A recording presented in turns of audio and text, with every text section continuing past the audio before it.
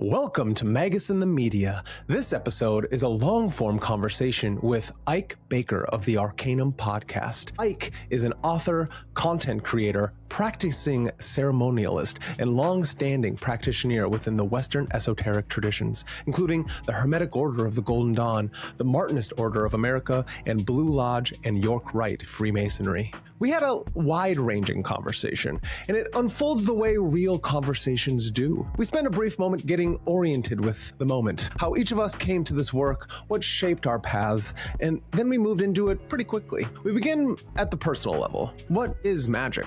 How people first encounter magic, what draws them towards it, and how early experiences set the tone for everything that follows. From there, we move into Ike's experiences with the Golden Dawn, what ritual is meant to do, and why moderation and balance consistently appear across older systems of practice. As the conversation deepens, we talk about practice itself, the difference between reading about a tradition and being shaped by it, the role of embodiment, repetition, and discipline, and why real change takes time. Midway through, the focus widens into history and lineage. Ike breaks down the origins of the Golden Dawn, how it influenced modern occult practice, and what initiation was intended to mark in a person's life. That naturally leads us into a deeper conversation about culture, the danger of extremes, and what helps a person keep their balance when the ground shifts. We also address Freemasonry directly, the myths that circulate online, the conspiracy narratives that persist, and what often sits underneath the stories people tell after they leave. In the later portion, we turn towards myth, why some stories carry weight across generations, and why meaning only becomes real when it is lived.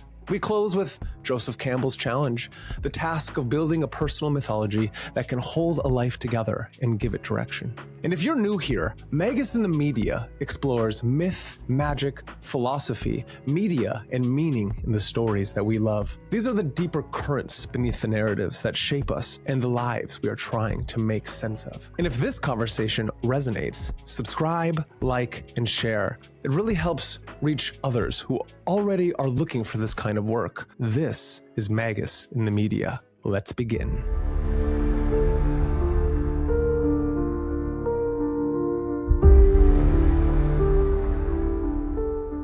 To Magus in the Media, we have a very special guest with us today, and not only a special guest, he is my first interview on this lovely channel. We have the great Ike Baker. He's a brilliant man who I found just a few years ago when he put up his first few podcasts on the ARCANVM podcast.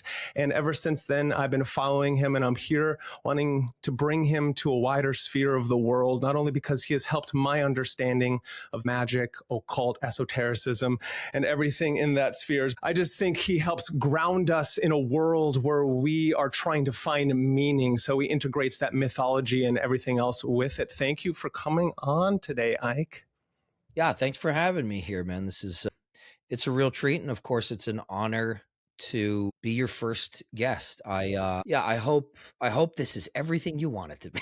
Yeah, exactly. It definitely already is. So it's kind of one of those things where it's a good way to start, always at a beginning, just like any great story, right? So my great beginning for you is just to ask you, how did magic first enter into your life? And then when did you step from just reading and theorizing into actually being a practitioner? Well, I actually, I was a practitioner before I was a theorist, let's put it that way. But it kind of happened by accident. I experimented with what was available to me at that time and in that place and in those circles. I was just kind of grew up like a rural, or not rural, suburban kid on Long Island, in a suburb of New York City. In the late 90s and early 2000s. And what was available to me then was this kind of like Dan Brown occultism. Again, though it was popular culture, it was in the media. And I think personally, I'm just one of the few people that will fucking admit that. Because I think this stuff, either it happened to a generation of people on a subconscious level, right? The Dan Brown thing, the National Treasure thing, fascination with the arcane and Freemasonic, and I bit that bug too as it came through these pipelines, and I got bit by that bug, I should say. And then what was available to me was, the Holy Blood, Holy Grail, the mysteries of Berenger Saunier, things of that nature. Learning about very elementary stuff about Kabbalah and Freemasonry, Albert Pike. So, like, I don't know, it was a new world to me. Yeah. I grew up Catholic. My father's side was in the Orthodox Church. So I wasn't aware of the magic component. I was, at this point, I still thought that stuff was BS. And I told the story a million times, but I'll tell it again for your listeners. Thank you. I was about 19 years old, and my aunt, who I'm very close with, and she had a tenant who was like a school teacher, very, very nice woman, but very quiet and reclusive. She ended up throwing herself in front of a train. Wow. And and my aunt called me up, and anybody that loves books and things like this, these are deceptively heavy when you put them in a box. Yeah. What happened was she went down into the apartment. My aunt went down into the apartment and found these stacks, piles of books. This woman apparently was a hoarder, and she had journals still wrapped in the cellophane, so on and so forth. So she asked me to come over and help her like box up the books. And I saw one book. The cover just caught my eye. It was called The Oracle of Kabbalah by Richard Seidman. And I said, this is weird. It's a dead lady's book, but you mind if I take this? She said, go ahead. So it was a thin book. I walked around my neighborhood and I finished it in one day. Nice. And I wasn't necessarily tremendously more educated on Kabbalah than I was before I read it, but it struck the bell, and I was ringing. Something inside was ringing a bell saying, this is important. So and here's a little detail that I don't tell with this story. I actually sat on the floor of my bedroom at the time, and I opened up a journal that I was keeping these little notes in, and I drew out the whole tree of life and the Hebrew alphabet for the first time. And I just sat there it was a very intense thing for me. I was hyper focused. And then it was from there that I reached out. I went on the yellow pages or the white pages that people used to use those on the internet, to find businesses and find groups. And I typed in Long Island Kabbalah Study Group. Guy's information come up, and we got in touch, and he said, that group doesn't meet anymore, but there's this other thing. And that other thing was the Hermetic Order of the Golden Dawn, which I am now, an adept of and an administrator in. I'm a temple chief. I'm the imperator of the Asheville, North Carolina temple, the North Carolina temple of HOGD, Hermetic Order of the Golden Dawn under the Ciceros. But at first I was like, what do you people think you're doing? You think you're doing like Harry Potter wand waving stuff? And I was a no call, no show for my first initiation, typical millennial flake. And I was nervous. I didn't know what I was getting into. That's when I definitively chose, as Saruman says in the Lord of the Rings, you have chosen the way of pain. I chose the way of pain, and I took the long road, and and my life fell apart probably about 6 or 7 years later. And I said, look, I got to go hat in hand to these people. I don't know why, but I have to be a part of this. I don't even know why. And I reached out and I apologized. I asked them, would they have me back? And of course, that's what they do. So and the rest is history. And so it entered my life in a very practical way. I was thrown into ritual. I was literally like, oh, new guy, get up and do the most complicated role in the Golden Dawn Temple. Because it's in a lot of these areas, but more especially where I was situated in New York, it was trial by fire, or really sink or swim. They threw you into stuff, and it was nobody held your hand. Nobody told you what to do. It was a constant test to see if you could rise to the occasion. Mm-hmm. And I did. And every time I did, and this, mind you, this is all new for me. Every time I did, I just felt more confident, more powerful. And as I began to gain that confidence, my practice got much more intense and much more efficacious and much more like, oh my God, I can't even believe that this stuff is real, that it's happening. And so, but it was later on, it was down the road. It was when I moved down here to North Carolina. Again, I grew up in New York. I was trained up there. When I moved down to North Carolina, the temple here in Asheville was filled with scholars. You know, they're Oxford educated, Cambridge educated people.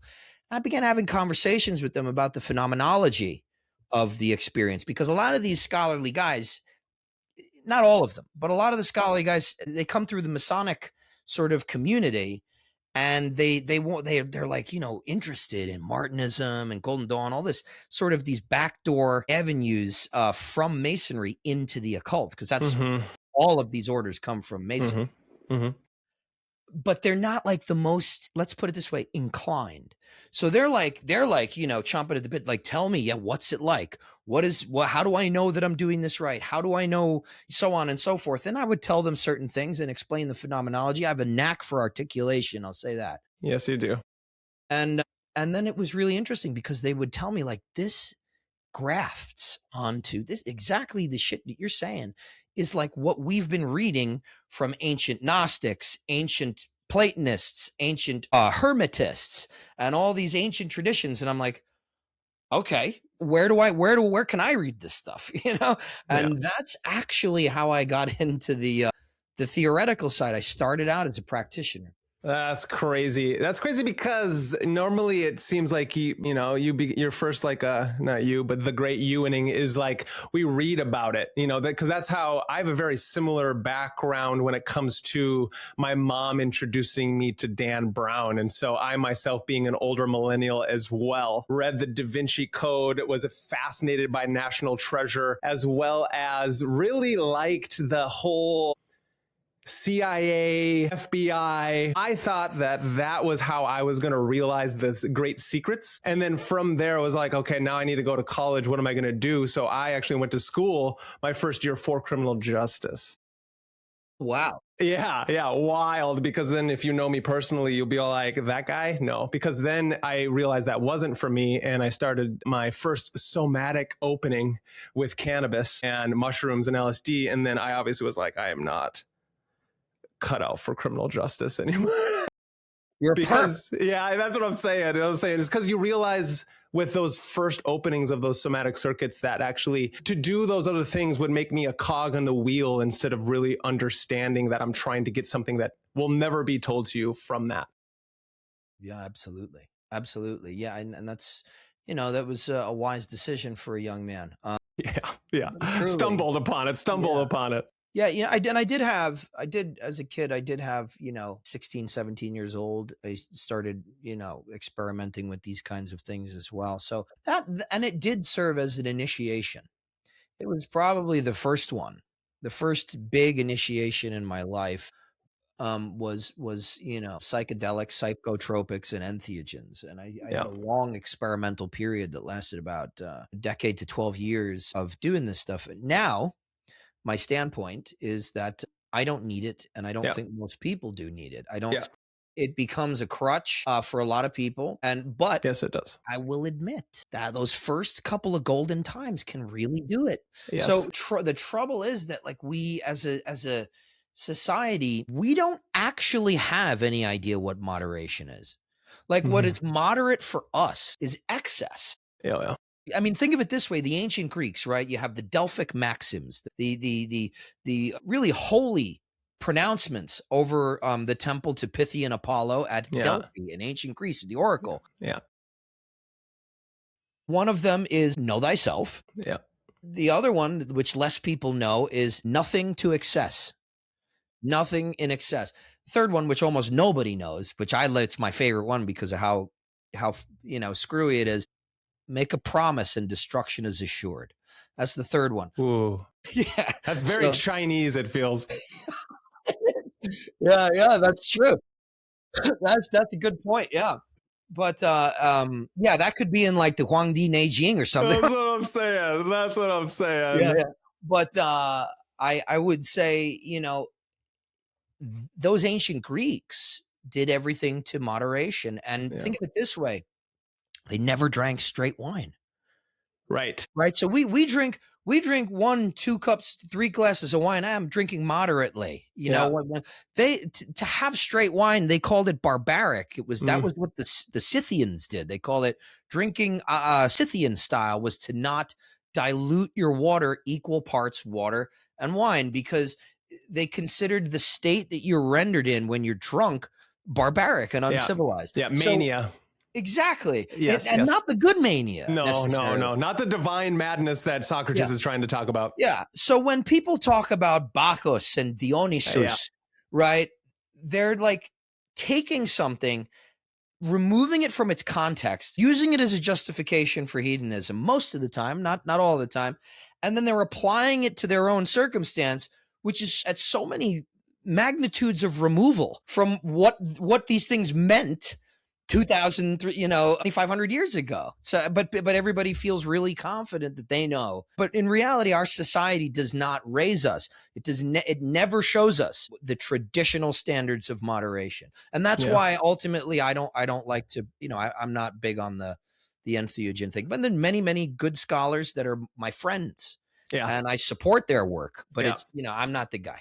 Yeah, no, you and I are in a lot of agreements in that. And I think that is actually in the spheres of what's going on today in the occult, in the new agey things, which I don't even like to integrate those two, because I think when you get into finally like your actual magical practice, you despise the spiritual materialism that's there. But there's something for me personally, I'm from like the rural farm country of the Midwest. And so I was very shuddered in thinking that if anybody who used anything other than alcohol, which I actually don't really drink at all, poison. It's a poison. I already am a gregarious, bombastic individual who does not need to let my filters down any more than they already are.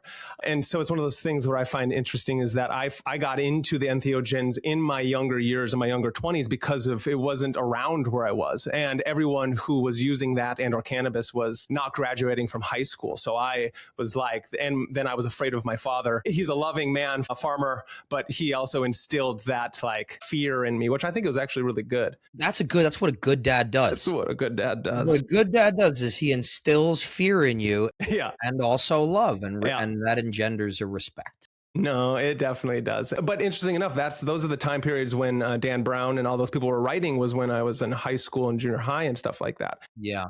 And so how old are you? I'm 39. Yeah, me too. Yeah, the same age. Nice. Yeah, looking good, Ike. Yeah, okay. Yeah, looking real good. You're looking good, bro. It's okay. We all got our thing. I have vitiligo, which is why I have white hair. And so I've lost pigment in my hair, where I've lost pigment in my skin, and where I have that lost, I actually have white hair. Interesting enough. Wow. I don't, my fiance doesn't have vitiligo, but she's got white spots in her hair, and I love it. I think it looks so cool. Like when it's natural, I think it's natural. Awesome. Yeah, exactly. Which is also sort of like, you got some sort of like X-Men thing going on. That's exactly it. That's what I tell everybody. I say, be careful what you wish for, because I always wanted long white hair. And then when it started, I was like, maybe we could slow down a little bit. Wait, so you wanted long white hair? Did you watch like a lot of kung fu movies when you were a kid? Pai Mei, like white eyebrow style kung fu, Gandalf white hair. I've wanted to, and then it make myself into in the anime culture, manga culture. A lot of the most badass master kung fu superpowered beings have badass white hair. Yeah. Oh yeah.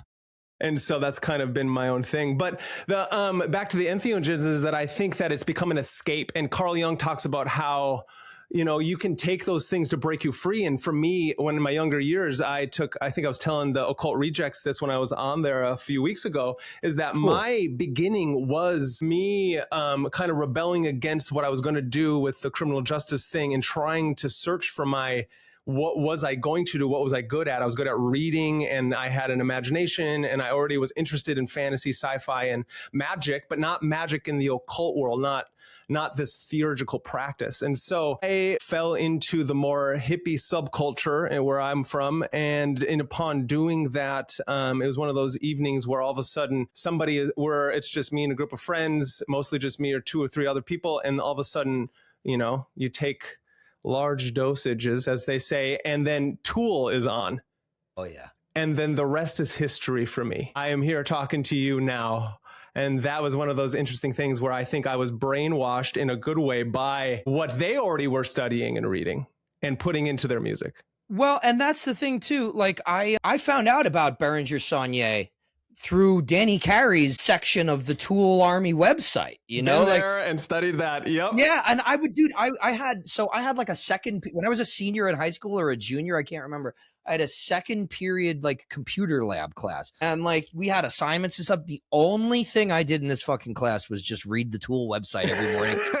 Yeah. And I'd be like, yep. I'd be like, this is so cool. What do you like band? This band does this? Like the drummer's almost like Indiana Jones, and he's the greatest drummer to ever live. You know, and I was a drummer at the time, you know, and I still am. I became a multi-instrumentalist, but drums were my first thing. And so yeah, when I remember, man, my the same aunt who called me over to help and what effectively started me on this path. She gifted me, I think in 2000 or 2001, whenever it came out, she gifted me Lateralis for my birthday.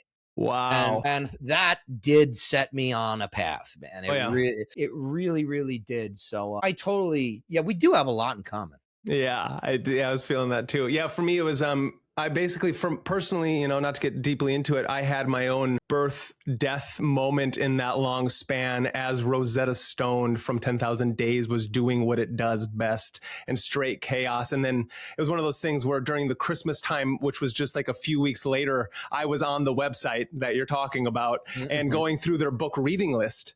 And upon that, I found a book. And then all of a sudden I was like, what are these geometries? And from there I was like, that's what I saw. Now let's go to Barnes and Noble and figure out how to, and then Manly P. Hall is what kind of was my stepping stone from that. There was a few new agey nonsensical books that I had to be, you know, finally get rid of, you know, as on the path, because you're just kind of trying to take in as much as possible and then you expunge those to see what's real. Yeah. And you know, when we were kids too, probably our early 20s, the whole Rhonda Byrne's The Secret thing was like super popular. And so there was this like manifestation stuff. So I got off the road at a certain point. I was touring in bands, and the band that I was in that was doing the most touring was officially kind of breaking up. And so I was like, I got to figure out another way to make money. And so I took a bartending class. Okay. And the teacher, this guy named Dan, he would always kind of like weirdly drop these like manifestation things. And I'm like, looking, I'm like, you're a bartender, man. You know, like, if come to find out, he did many things, but he would always drop these manifestation things. And then like one day we were talking, and I don't know what we were talking about. And he's like, I got a great book for you.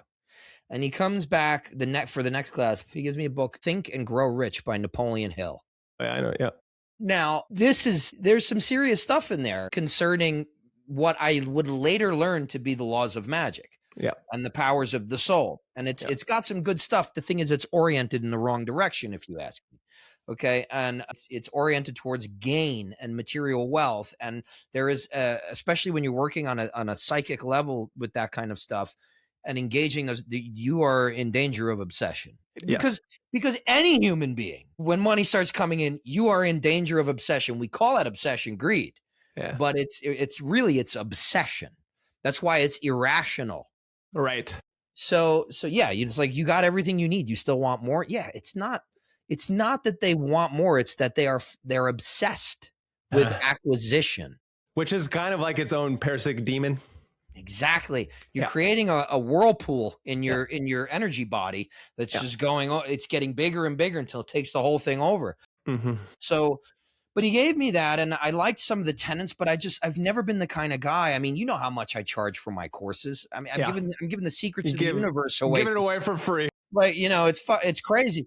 So I've never been that guy to like be like, yeah, let's get that bread. It's not me. It never will be. I do it now because I you know, I'm getting married this year. I pay a mortgage. I want to have kids. So it's like, yeah, you got to support yourself. But I didn't immediately gravitate to that. But what happened to me very shortly after was I got into that era of literature.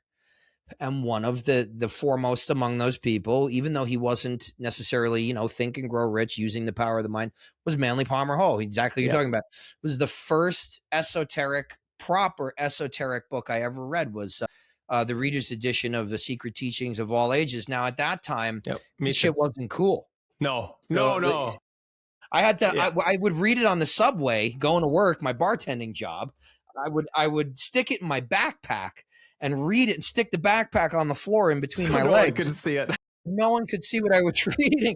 Now it's like people, they're reading shit like going, it's like doing it like as most as blatant as they can. Like, does everyone see what I have? I'm different.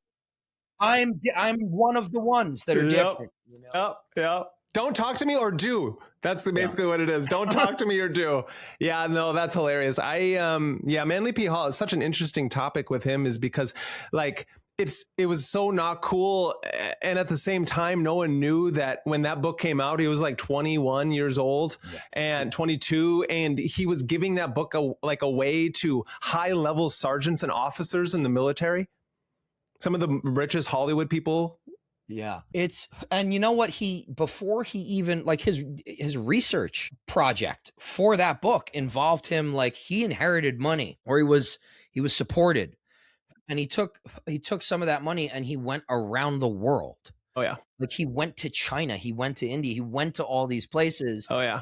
To learn about the secret teachings of all ages and in all places. So, and you get to see some pictures. It's one of the great privileges of my life to have spoken at Philosophical Research Society in Los Angeles several times now. I've done a couple of online courses and 2 in-person things for them. And, that's the foundation that he started. And they've got some really incredible pictures of him and stuff from his youth and from those travels and things like that. So it was really, really cool to see that. He's somebody that a lot of like modern scholarly occultists will kind of poo-poo occasionally. Yeah. It's like, you don't realize, like, all most people know about Manly Palmer Hall are the secret teachings of all ages. Okay. Here's the thing. Yes, he wrote that very young. The standards of scholarship at that time were different. Okay. But few things. One, all the generalities that he made were basically confirmed by other avenues, in a large part confirmed by other avenues in later scholarship.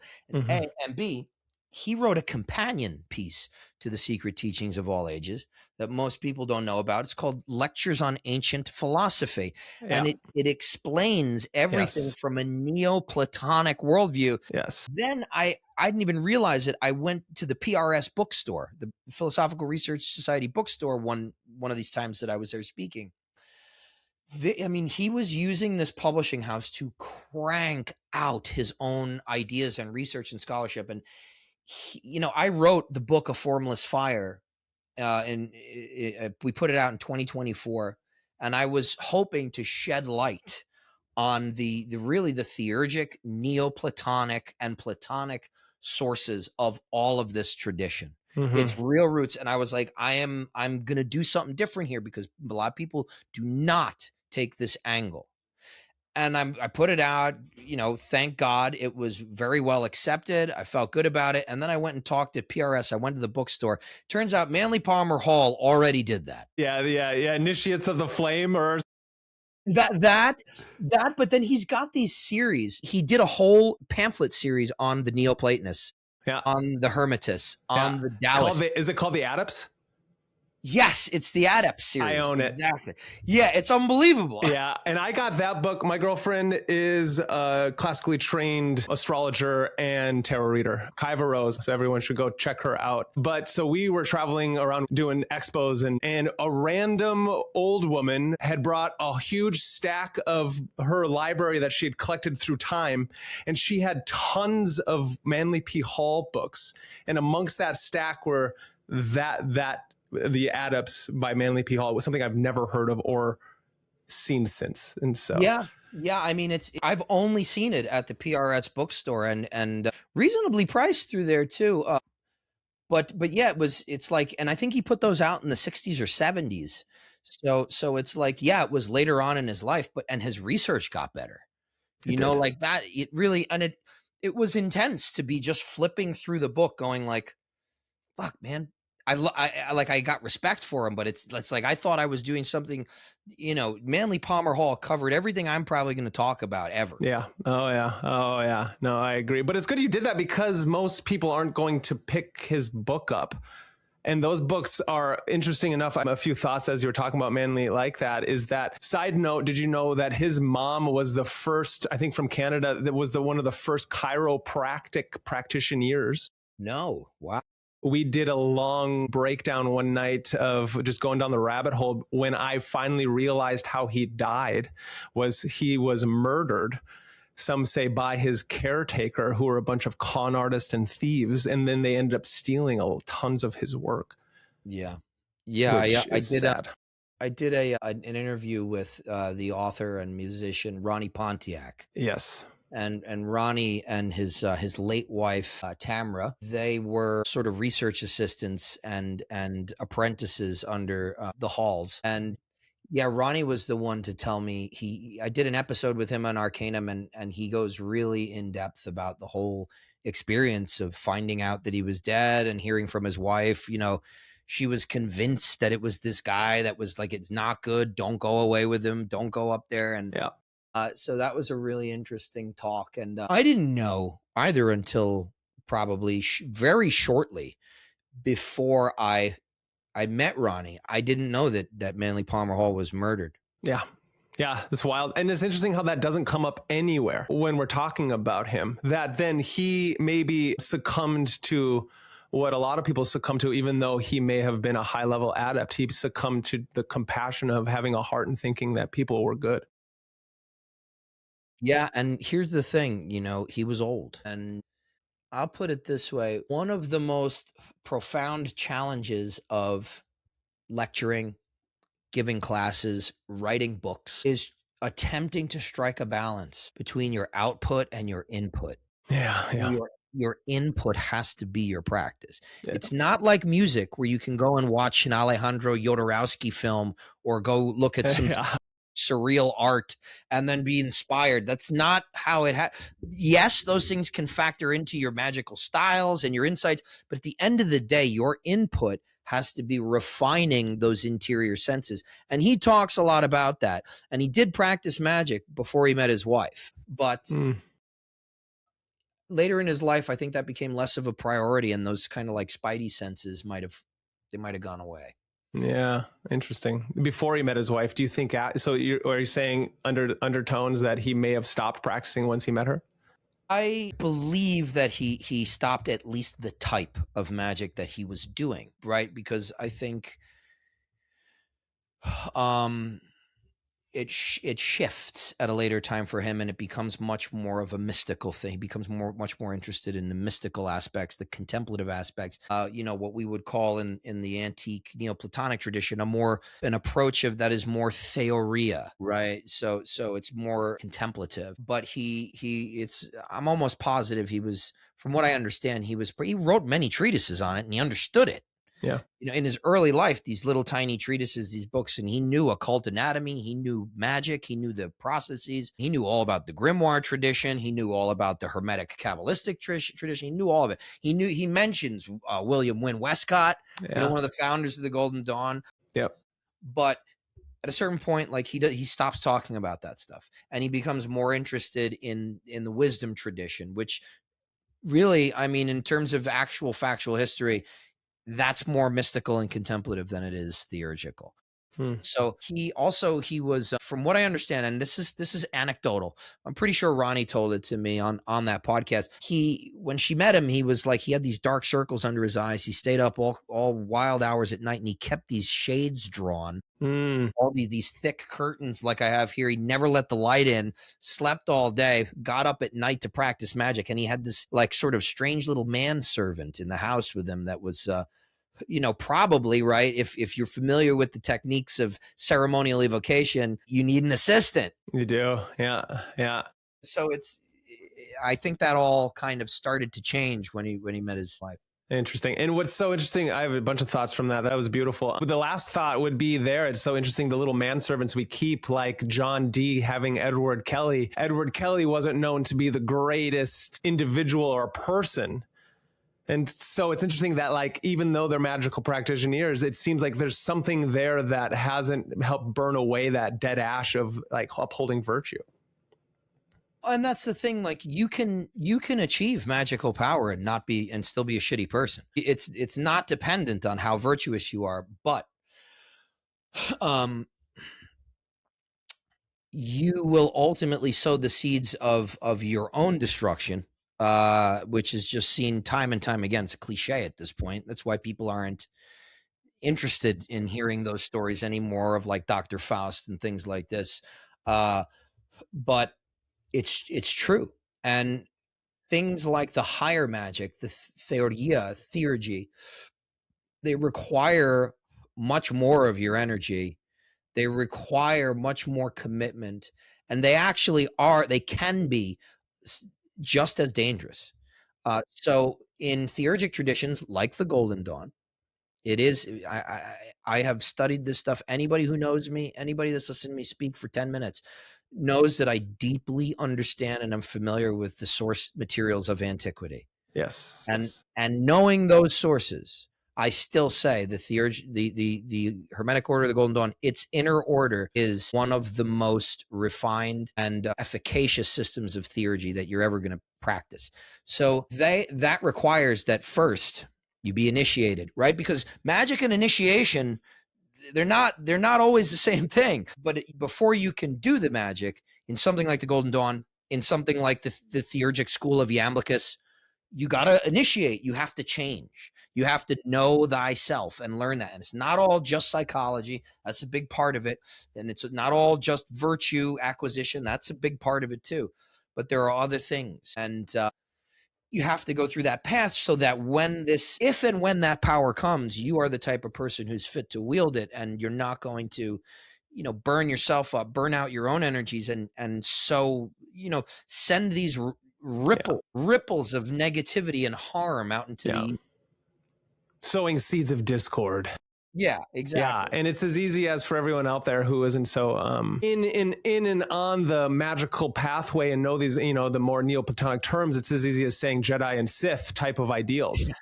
It's like we, and then the Jedi even become corrupted by their own flavors, trying to think that their ideology is pure. And I see that actually is resembled in what happened to the Hermetic Order of the Golden Dawn in the early 1900s through time, because it did dissipate due to infighting. Yeah, infighting and a question of legitimacy concerning its foundational documents, and a series of power plays by one of the chiefs who ultimately was, I would say, the sole source of the downfall of the order he helped create. But is that Mathers? That's Mathers, yeah. And not only that, but anybody knows I'm not a fan of Aleister Crowley. Yeah, I've heard you talk. Yeah. And you've come to the light a little bit, not the light. I think I heard you say that. Dark. The dark, yeah, that's what I was going to say. I think it was when I was listening to you talk to Ivy, when you were all like, I actually don't hate as much. Well, the thing is, like, it's not even that I hated the guy. It's I just had, what frustrated me more than anything is that people were mistaking like the Golden Dawn for what he did, which was an intentional inversion of the Golden Dawn system. And I agree with that. I even had somebody, I had somebody message me this morning. I get tons of messages all day, and I got somebody that sent me an email, a message on my website talking about how, like, the type of Golden Dawn I do is what they call old Golden Dawn. And I go to the guy's webpage because he linked it, and I see he starts everything with "Do what thou wilt should be the whole of the world." Of course, you guys think that what he did was an improvement. Yeah, you're brainwashed into thinking that. Yeah, but what he did was he sowed the seeds of discord, and because there's so much discordance in your own soul, you resonate with that. Yeah, you resonate. Like the worst thing that's brilliant. Yeah, the worst thing that you can do if you want to initiate is go someplace that resonates with you. You know, that makes Nice. sense. You know, that makes sense. And like, yeah, I vibe with these people. I like the philosophy. That didn't happen for me. Yeah. I didn't show up. And then like something else was telling me, go, go, go. It wasn't that I felt, you know, like I fit in with these people. I wasn't even sure who the hell they were, what they were doing. I was so nervous when I did actually initiate. I left like the address I was going to be out on my pillow in case like they killed me, and somebody could like find where I was. You know, so but the thing is, it's fortune favors the bold. But, it does. Yes, it does. Yeah, you know, like it didn't resonate with me, but I allowed myself to go through the process and be guided by that thing that was pushing me in that direction. And because I did that, I had an unbelievably incredible experience in going through the Golden Dawn system. And it's wonderful. But I certainly would have probably quote unquote vibed more with the Thelemic course philosophies at that time if I had even known anything about Thelema. I didn't know anything about the Golden Dawn. Yeah, it's fascinating. I will be I have two questions I'm going to integrate into this statement as well. Is that I myself started reading all this stuff, and upon doing all these readings, I will state that I'm not a hater of Crowley. I actually read him from a very academic situation. And in his book 4 was, when I read that for the first time, Magic in Theory and Practice, it blew my mind away as like a young 20s. Book 4 is believe it or not, is still a book I recommend to beginners. I tell them, like, you're going to be very hard pressed to find that much information. It's crazy. That accessible. And it's really interesting because you read his other books and he never again writes with that level of clarity. Yes, it's because I think Soror Whatnot and who done it was the one who helped make sure it was readable.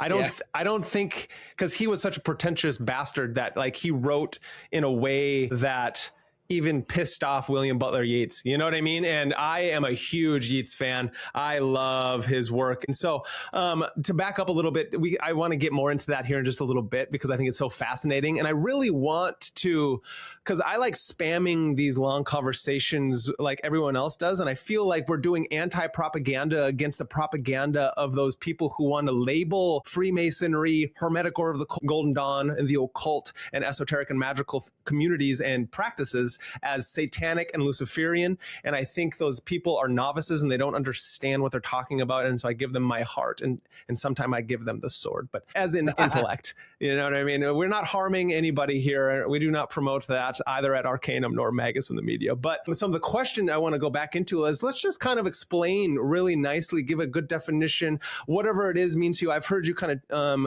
I heard you say multiple different things before in podcasts, but let's first break down what is magic and what is the Hermetic Order of the Golden Dawn from your understanding, especially being an adept? Yeah, good questions that I don't frequently get asked. And I wish more people would ask those entry level kind of questions because they're actually not entry level. They define how you go forward and understand this stuff. So you've got to really figure that out. Now, I probably only about a year ago, I found a new way to express, you know, the definition of magic that Crowley gives and that Regarty gave after him, you know, causing change to occur in accordance with the will, and Dion Fortune defines it similarly. There's all these little nuances, but I think people now, there's such an intersection of academic disciplines with occultism now that I can sort of use more of those terms and people are going to understand it. And not only that, but we'll be able to render the definition somewhat more precise, right? Because it's vague. Like, how do you cause change with your will? I will to lift this cup up and drink from it. Is that magic? And Crowley, at a certain point in his life, right? I talked to Richard Kaczynski about this, the great Crowley scholar, who I have a great respect and admiration for. Yeah, his thick book is brilliant about Crowley. I've read it. It's fantastic. Yep. He's fantastic, and he's also very fair about stuff. He's got a wonderful sense of humor, and he's positively brilliant. But because I've seen him speak live, like in person, and like that's the test. You can read somebody's book, you go see them talk in person, and if they blow you away, you're like, this guy's got the sauce, and he does. So, but we were talking, and you know, Crowley at a certain point in his life reduced everything to psychology, all that stuff. He changed his mind later. Okay, his like any human being, his thoughts and his ideas evolved. But it was very vague, because at a certain point he does say, yes, everything is magic. And I do think there's some justification of that viewpoint, but really, like, magic as it stands, as we experience it, does not have visible causes. So there's a visible cause where this cup came up to my mouth, right? I mean, it's as simple as Harry Potter. You'd see it floating up to my mouth. It doesn't have a cause. It does not have an empirical cause. It doesn't have anything objective that makes sense that should happen. But it's verifiable. And so my definition for magic now is magic is where phenomenology of consciousness and metaphysical causality intersect. Okay. The phenomenology of consciousness, the experience of being conscious, being aware, being alive, and metaphysical causality. It's where those two things intersect, when you can cause metaphysical changes that manifest in reality, that are an unseen cause. That's the root. That's where we inherit the term occult. Occultus in Latin means not seen with the eyes, not perceptible with the eyes, like oculus. Okay, occultus. Okay, so where that intersects is that we could just define those moments, whether intentional or not, as magic. Beautiful. Yeah. Great. That was I like that. I myself am a trained phenomenologist. My mentor in college, I got really lucky. He was studied in the Husserlian archives in Germany. He studied Husserl in German. He studied Heidegger in German, as well as he was an Aristotelian. And so he, at the school I went to in college, went to, the seminarians and the philosophy were integrated, where I took courses with seminarians. And so in my younger 20s, when I did that, I was more rebellious against the religion of my father, right? And so I was kind of rebelling against those things at the same time as I was doing my entheogenic experiences, going through what I was talking about before with Toole. But I was reading Robert Anton Wilson and Timothy Leary and John C. Lilly. And at the same time, as that was happening, I was going to college studying Aristotle, Plato, and the history of philosophy and Heidegger. And then at the same time, I had a buddy give me a thumb drive. And on that thumb drive had all of these characters of Aleister Crowley, Israel Regardie, the Golden Dawn workings in the then all of a sudden the Eliphas Levi on back all the way through. And so I was intaking all this information at the same time. And so let's go into breaking down break down a little more about the idea of phenomenology of magic and what that means. Well, it's basically the missing piece, the stuff that it has an anthropological and psychological sort of intersection. It's where you're basically studying what the experience is from testimony, from some people, some of the more intrepid scholars put themselves through these rituals. Like Angela Puka is a really good example. Part of her work is to go through this stuff, and so then to have this phenomenological data for herself in this firsthand experience that you can then use to inform your interpretations and how you go forward. And, the phenomenology of magic is of any spiritual path. Now, magic, you don't have to use spiritually, but you're using spiritual laws, metaphysical laws, which is, causality behind the veil. So it's an intimate experience. It's arguably one of the most intimate experiences you're going to ever have. And that's why they tell you time and time again, don't talk about this. Yes. I don't talk about a lot. I don't really talk about like what I've experienced and what I've been through. Occasionally I will drop these little kind of casual things that'll make people go, oh, that's just people always want to hear anecdotes about your magical practice, but that sense of momentousness of that occurrence, if you prostitute it by talking about it and waving it around, what you're not understanding is that you're cheapening it in more ways than one. Okay. Most people are just going to think you're crazy. Like it's not, nobody cares how real it was to you. Yeah. They're just they don't know. Yeah. So, and your revelations are your own. Yeah. And they're for you. And that's one of the biggest problems that I had with a lot of that era of literature, that stemmed really from Blavatsky and the Theosophical Society, is that you had all these people and you still see it today. They're channeling beings, and they're going, they write books, and they're talking to crowds of people. And it's like, that dude, that's one of the most irresponsible things you can do as a practitioner.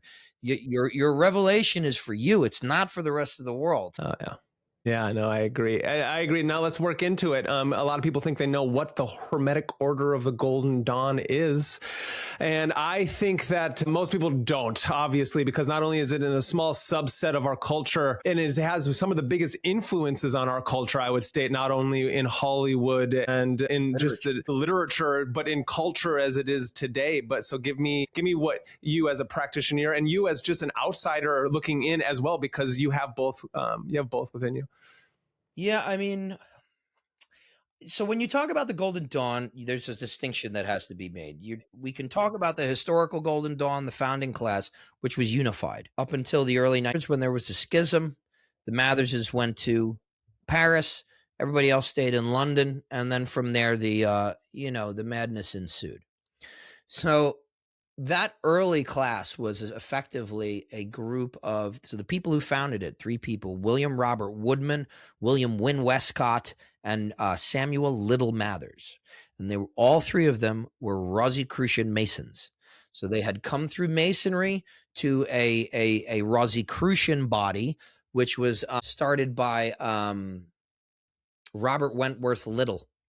And not very long before, within the century before, inside of that 100 years, possibly inside of that 60 years from when Woodman, Westcott, and Mathers had joined the what they call the SRIA, the Societas Rosicruciana in Anglia, the Rosicrucian Society in England. And they, William Robert Woodman was the elder statesman among them. He didn't live very long into the founding of the Golden Dawn. He ended up dying, but he was the supreme Magus, which is that's an office where you are in charge. You are the head guy for the Rosicrucian branch of Masonry, at least at that time, throughout Europe. Okay, and that's not common in Masonry.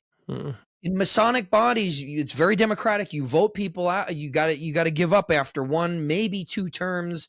Some terms occasionally will do 4 years, but it's not. You don't hold that for life. The supreme Magus of the Rosicrucian Masonic body has it for life, and so, or at least did at that point. I'm not a part of the Rosicrucian Society in the United States, but I did initiate into Westcott, Mathers's, and Woodman's College in London last year, Metropolitan College #1 of the SRIA. I initiated last year after 2 days of reading their handwritten journals in the research library at Freemasons Hall for some research I was doing.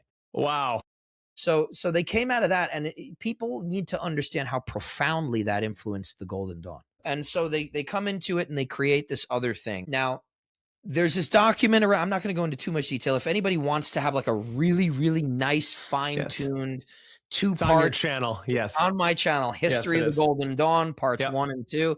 They're actually probably my most successful videos if you're judging based off of production quality and views. But yeah, which I think was some of the first videos I actually listened of yours.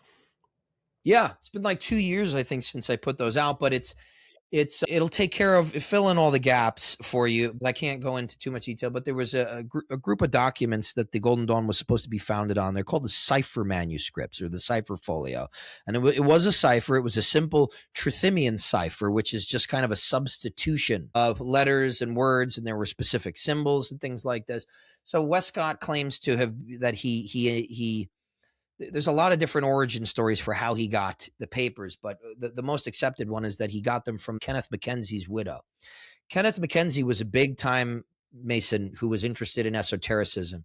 He went to France to study with Eliphas Levi. He wrote the Royal Masonic Encyclopedia. He was very interested in this stuff. He founded a really cool little secret organization called the Society of 8, which did a lot of work with tarot and stuff like that. So it ends, the most common, the accepted story is that Westcott essentially gets these from Kenneth Mackenzie's widow, and he begins translating them. He translates them, and then he transcribes it, gives it to Mathers because he was much more of a ritualist, a ritual genius, whereas Westcott was a great ritualist himself, but his main thing was this man was a scholar of his time. He was really respected as a scholar, and he wrote widely. Anthropology, anatomy, right? He was a coroner by trade, the City of London. He wrote extensively, widely, fascinating guy. But he gave this information, the raw information of these manuscripts, over to Mathers to make rituals, and those rituals became the rituals of the Golden Dawn. And so, there's a lot that can be said. It's the initiatory component. They are a magical society. They teach and study and exchange magical formulas, the techniques, the history, the theory, the practice, mostly through what we call a Hermetic Kabbalistic framework, but incorporating so much. Were not for what the Golden Dawn did by bringing all of these threads, all of these strands together, we would not have magic the way we have it today. It would still be in the hands of the religious and academic elites. It would not be out here where people can. The only reason people know about in the mainstream about the grimoire tradition is because Mathers translated the Abramelin. Mathers translated the Theurgia Goetia, and then later Aleister Crowley took the translation and published it under his own name. But it comes from these guys discovering this shit in the British Library and in French libraries and things like that, and then translating them, even though they weren't necessarily doing that work. But so it's a magical society. But the thing is, those rituals are not for show. They're not Masonic. Okay. They have an underlying rationale behind them that is supposed to be doing something astral, etherically, and magically on the candidate, on everybody who goes through those rituals. And so they affect what we call a spiritual alchemy, right? And for anybody that's not familiar with alchemy, there's lots of different phases and forms, but the basic thing is solve et coagula. You take it apart, refine, put it back together. And that's effectively what we do with initiates through that outer order. And then when you get to the inner order, that's Rosicrucian. That's the Ordo Rosae Rubia et Aurea Crucis, the Order of the Ruby Rose and the Cross of Gold. And once you get in there, then you begin what they call Hermetic Theurgy, and like doing it intentionally. Before that was a preparation. It was a spiritual preparation. It was a contextual and knowledge sort of base foundation for you. And I'll just kind of conclude on this note. Then as now, you didn't do magic proper in the outer order. The magic was done to you.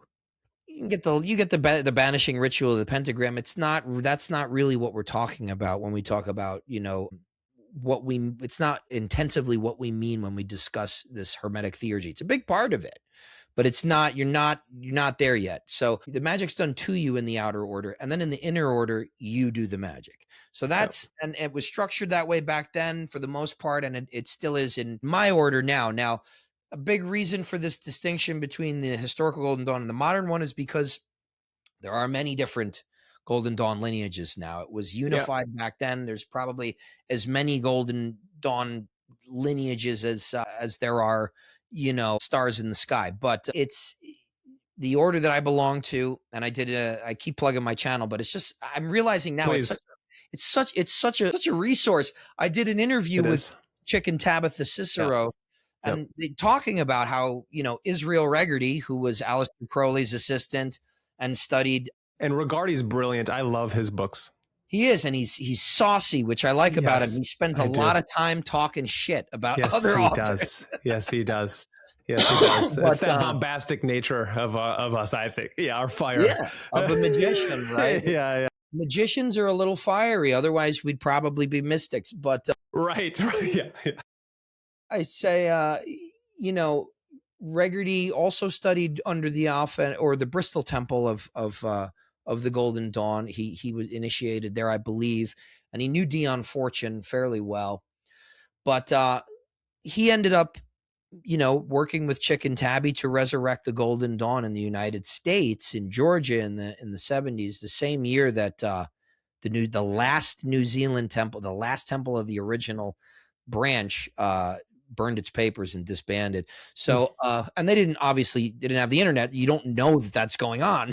Yeah. It just kind of happened. But so I like our lineage, not just because of the paper trail. I think anybody that, or the apostolic succession, whatever you want to call it, but anybody that meaningfully and sincerely engages with the egregore and the current is going to tap into that initiation. But I think that there are a few important things about the way that the Golden Dawn should progress.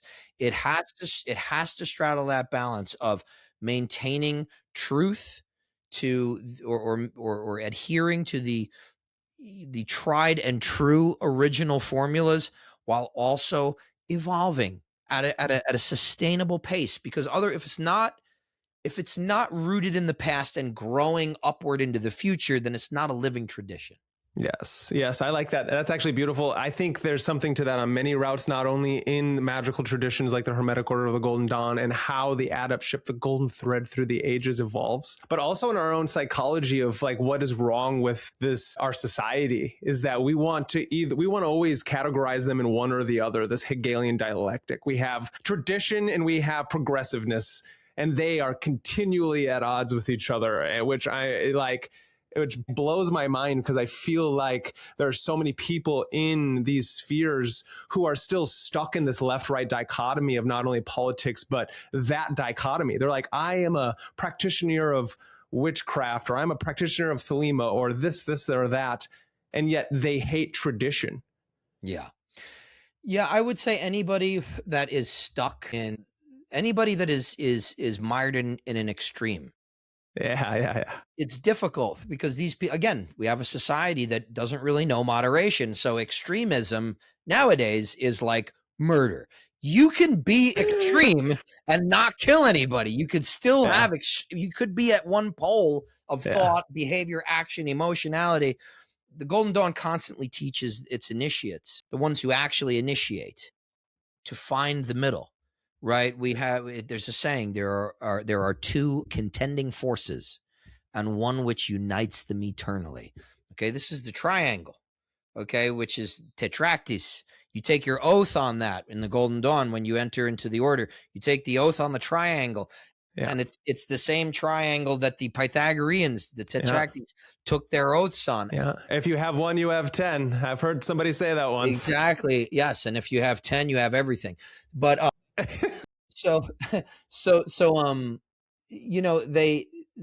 this triangulation is super, super important in the Golden Dawn. And you're supposed to be, people say left hand, right hand path. Yeah.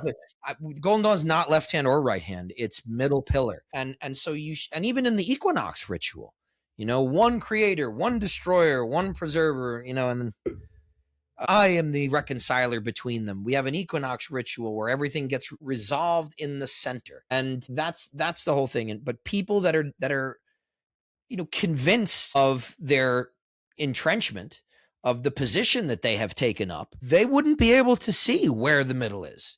If you're polarized to an extreme, how the fuck you know where the middle is? You don't know where the middle is. You got no clue where the middle is. So it's anybody that's stuck to those extremes is actually, no matter how many rituals they've been through, not initiated. They are, and what does that word mean? Initiate, to begin. They are the unbegun. Ooh, yeah, I like that. I like that a lot. In my younger years is when I started my own. So I've always lived in a small city, even a small big city. And then when I got to the bigger cities, I was already deep into my own magical practices. And so I never had a lodge to go to. So that Rigardi's Big Black Book was my holy grail for a very long time. And then I picked up Chick and Tabitha Cicero's self-initiating book as well. And that is obviously more palatable. But for me, since I have a background in academic philosophy, it was really easy for me not easy, but it was easier for me to get into the Black Book because of whatnot. And then John Michael Greer rewrote that, and I got that edition. And now, so for me, I've only ever, and I want you to speak on this because I've heard you talk about this a few times, about how important going to a lodge is. But I would say from all those out there who are more like myself who have not grew up in a big city like New York or Asheville, what do you think about that? Because I will one day, I want to become a Mason, and I will end up doing that. I've just been on the move so much, and you need to be in an area to have that done. And I really like Freemasonry, as well as I want to help balance out the stigma of it being satanic and Luciferian evil of society, but speak on the self-initiating aspect of these things as well. Well, I'm of an unpopular opinion that I don't believe in self-initiation. I know you don't. You can't do it alone. You can't. Mm-hmm. It was never, ever, ever made to be that way. It has always remained. Here's the thing. You don't have to join an order, but you need to find a teacher. Yeah. Got to find a teacher. You need somebody to guide you so a good teacher will, before he gives you any actual, or she, whoever, before they give you any actual meat, they spend time with you. And yeah, maybe they feed you a little shit. Maybe they dangle the carrot for a little while and see what are the innate qualities of this person and the quality of their psyche. Okay, that will tell me a little bit about. Let's take a wild guess at what their mental diet is. Pornography, violent movies, violent music with violent or overly sexual lyrics, all this kind of stuff. But you kind of suss out who they are, and then you give them a starting point, right? Teachers are never meant to replace that sort of autodidactic ability. We're supposed to bolster it. But the problem is that the beginning student their attention is just spread in so many different directions. So what you need to do as a teacher is, after you establish what type of person they are, to some degree, you then try and put blinders on them. And here, focus on this. This is what will probably work for you for now. Now, you got to be flexible about that. Okay, if it's not, they're not taking to it, or they're having some sort of existential or resistance to this particular thing, you got to be able to find another way around it. And that guidance, that tutelage, will build confidence in them so that they can do it themselves. And so even if you can't join a lodge, don't get me wrong, group ritual is great. Camaraderie, especially for young men right now in this age that is anti-masculinity. Yes. People say it's anti-toxic masculinity. That's fucking bullshit. It's here's the thing and I'm going to, you can cut this out if you want, because continue. Please. I'm not really sure how many views you might get stomped by the algorithm like I do. But, the thing that I find absolutely laugh out loud absurd is how many people that are not masculine, that are women or old, young, doesn't matter, attempting to define healthy masculinity. When if a man did that to a woman, tried to define their femininity, not having it. So you got to be able to understand that there is some shit that you're never going to know about what it means and what it takes to be the opposite sex. Yeah. It's just what it is. Our biological interface with the world. Okay, it's uncomfortable for some people. Some people think that there's been a mix up. Please let me speak to the management.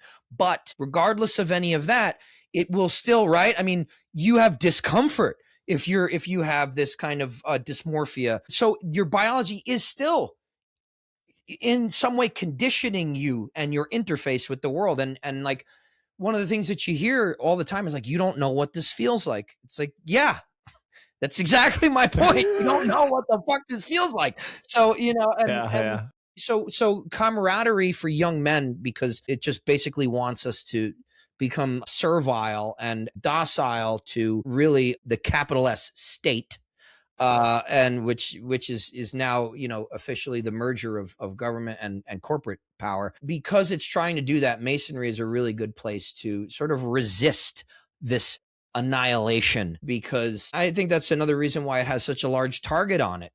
Yeah. It's a really good place to bond with people and have, if you didn't have good mentors, masculine mentors, which many of us didn't, right? I mean, you will find them there. And young and older men seeking, that care and that attention that they're not getting from the rest of the world. Get it from the younger guys. The elderly support the younger with advice and wisdom. The younger support the elderly with presence and care. It's a beautiful thing, and people call this satanic, but if that's not near you, and that's not what you're looking for, just find a teacher. Yeah. Just find a teacher, because all of us, even when I'm a teacher, I have teachers. Yeah, why? Of course. I'm always going to be me. I'm going to be stuck in my perspective. No matter how much I'm able to broaden that awareness, I will still have blind spots. Yeah. And so your teacher not only can see where you keep stepping in shit, but they know you enough to be able to sort of trick you into getting past it, because a lot of times, unless the person is just a total mush and they can't stand confrontation, then you must confront them. Yes. You must confront them if they can't handle confrontation. But barring that situation, when teachers do try and sort of say the problem naked, say it without couching it, and there's resistance and there's projection and there's anger from the student. So what you really need to do is you need to figure out how to guide them to where they need to be, where they know they need to be, but they can't get without kind of like making them think it's their fault, like they're doing it. It's like tricking somebody into doing something, making them think it's their idea. It sounds like manipulation, but really what it is this: if this person comes to you and they say, teach me and show me, right? Because in Magick, it's not just teach me, where like I'm telling you names and dates and formulas and theories. You have to do stuff. Okay, you got to do a lot of stuff. So if somebody comes to you and says, teach me this discipline, I'm sorry to say, the only way it's going to happen is the same way anything has ever happened in the history of human beings, which is a master and apprentice relationship. Could be magic, could be philosophy, could be carpentry, could be banking. You got to go and get a mentor. That's it. Yeah. Great. That's a great answer, especially for somebody like myself, who I can hold two contradictory ideas within my mind at once. And so the idea of like, I myself I've been trained for like the last 17 to 19 years in martial arts, from mixed martial arts, but with my love in Chinese Kung Fu. And I myself, as a young early 20s, had a teacher. And I got really lucky to fall into my teacher and like go to his school when my best friend that I didn't know was going to be my best friend, was all like, hey, at a coffee shop, I'm working. And he's like, and I'm like, you see each other and you're like, I've seen you before. And he's all like, yeah. I'm like, what are you doing? He's like, oh, I'm going to this Kung Fu school. And I was all like, oh, yeah. Cool, and he's all like, you want to come with? I'm like, I'm actually getting off here in like 15 minutes. And so I went with him, and the rest is history. He's my best friend. And now my best friend is also the guy we went there became one of my best friends. So my teacher is also a good friend of mine as well. And without him, there's so many people who try to just take courses online or things like that for martial arts specifically, in Kung Fu and these things. And I have taught for like the last 10 years or so because of my teacher gave me the okay and blah, blah, blah. That's right. There's a lot of people that come to me and they're like, well, I've only ever learned online. Do you think I need you or need a teacher? And I'm like, of course you do. I wouldn't have been able to do anything I do without having somebody be there to move my body in the correct way, to notice my breathing's not right. And it says these simple Chinese idioms. My teacher wasn't Chinese, but he learned from some great Chinese guys in the Kung Fu world, is that, when you say, hey, teacher, am I doing it correctly? The teacher looks at him and goes, do you have power? And he's like, no. He goes, well, then it's wrong. It's like, how's my stance? Is there power? And he's all like, no. Okay. Then it's continue doing it until you have power. Yeah. And it's as easy as that. And so there's that. And especially with philosophy as well. I'm trained in the philosophical academically. I had a mentor. I was an idiot. I knew these concepts came easy. Maybe it's because of my entheogenic usage. Maybe it's because of my fantasy and sci-fi usages. But I understood when I read Aristotle's physics and his metaphysics, and then the Republic, I was like, I understood that better than anything I've ever read in my entire life. And I had a professor to help me be like, well, you get A to Z, now fill in the rest. And yet I'm like with, I don't know if I've used it as an excuse or what it is because of where I've lived and my own seeing the downfall of these institutions, reading about the Hermetic Order, the Golden Dawn, or all these societies and how they become corrupted.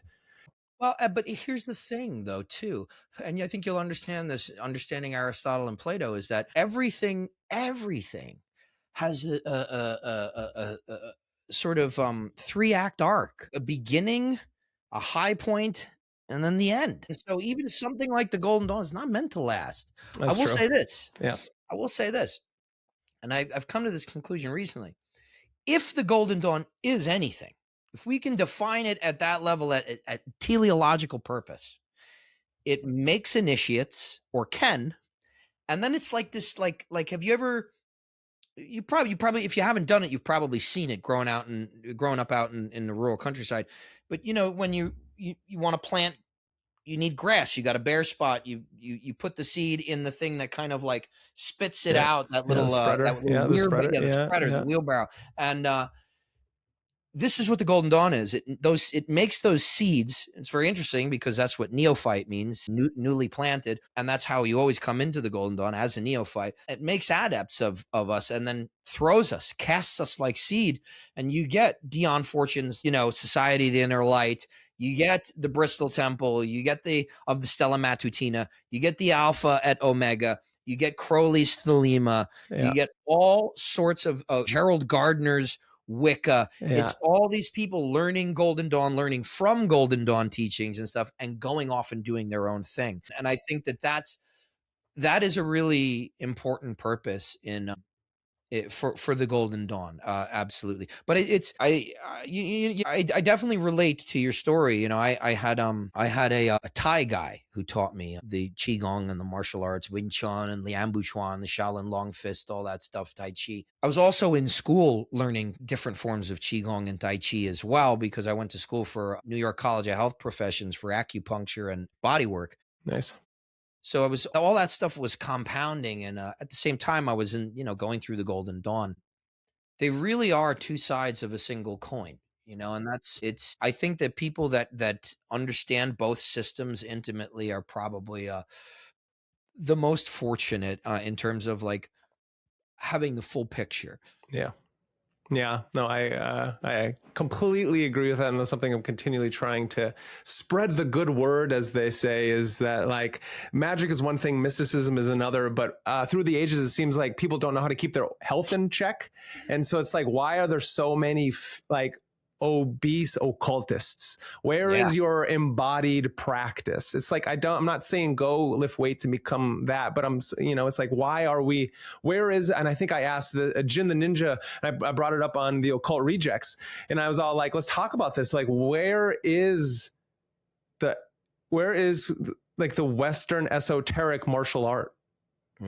Is it hidden by the Vatican because the Knights Templar were too powerful? Is it something that like we just can't have because there's the peripatetics with Aristotle and the walking philosophers, but where is that? And is it in the Holy Grail of King Arthur? Is it hidden in these things because of, I don't know, because in China they actually did ban Kung Fu for a long time until they took it over and it became operatic and wushu. And now wushu is such an exaggeration of what the power of like Hung Gar or the power of Chinese Kung Fu is, and that ability to transcend the normal human state and be a farmer in the field and then still defend yourself against the Ming Empire. You know what I mean? Well, and that's like, you look at the kings of, let's say you look at the figureheads of certain, leaders of certain nations. You get something like the Yellow Emperor, Guangdi, and you get the Huangdi Neijin, the Yellow Emperor's classic of Chinese medicine. Why? Because this guy wanted to know about health. Yeah. The ruler, the sovereign of the empire, was preeminently concerned with how do we live healthily. Yes. And so he had Qi-Bo, his sort of Taoist mentor and court physician. Yeah. And it was just a dialectic. He's asking him questions. Why is this? What is the best way to do that? And Qi-Bo answers, and you get the whole canon of what is used for traditional Chinese medicine, right? And like, when did that happen in Europe? Like, what emperor? I feel like in the Western world, our sovereigns were preeminently concerned with luxury. You know, you get people like Mm-hmm. Caligula, you get people like Mm-hmm. Nero, you get things like the Roman Empire, you get people like Alcibiades in Greece. There's not, sure, some of them are wise, absolutely, but like it was all about luxury and resource and Was. things like that. I don't really see, I'm sure there are canons of Galenic medicine, humoral medicine, like, you know, the great physicians, natural physicians were lauded. They were given positions of power and respect. In the meantime, you come to the West and you see Paracelsus getting kicked from town to town, losing his jobs, and the guy doesn't become, his body of work doesn't receive its due until he's long dead. You know, so it's I think that that's a part of it, is just like we have I think we come at it more from like this obsession, but maybe I'm just speaking on like this because I'm an American, you know, because I'm not a European. My father's a European, my cousins are European, but I'm not. So I look around, I'm like, yeah, we don't, when's the last time we had like an actual, like a, somebody that would, that ruled our country, or governed our country, governed that were actually preoccupied with health and wellness, and made that the big things. But you don't think RFK is doing that?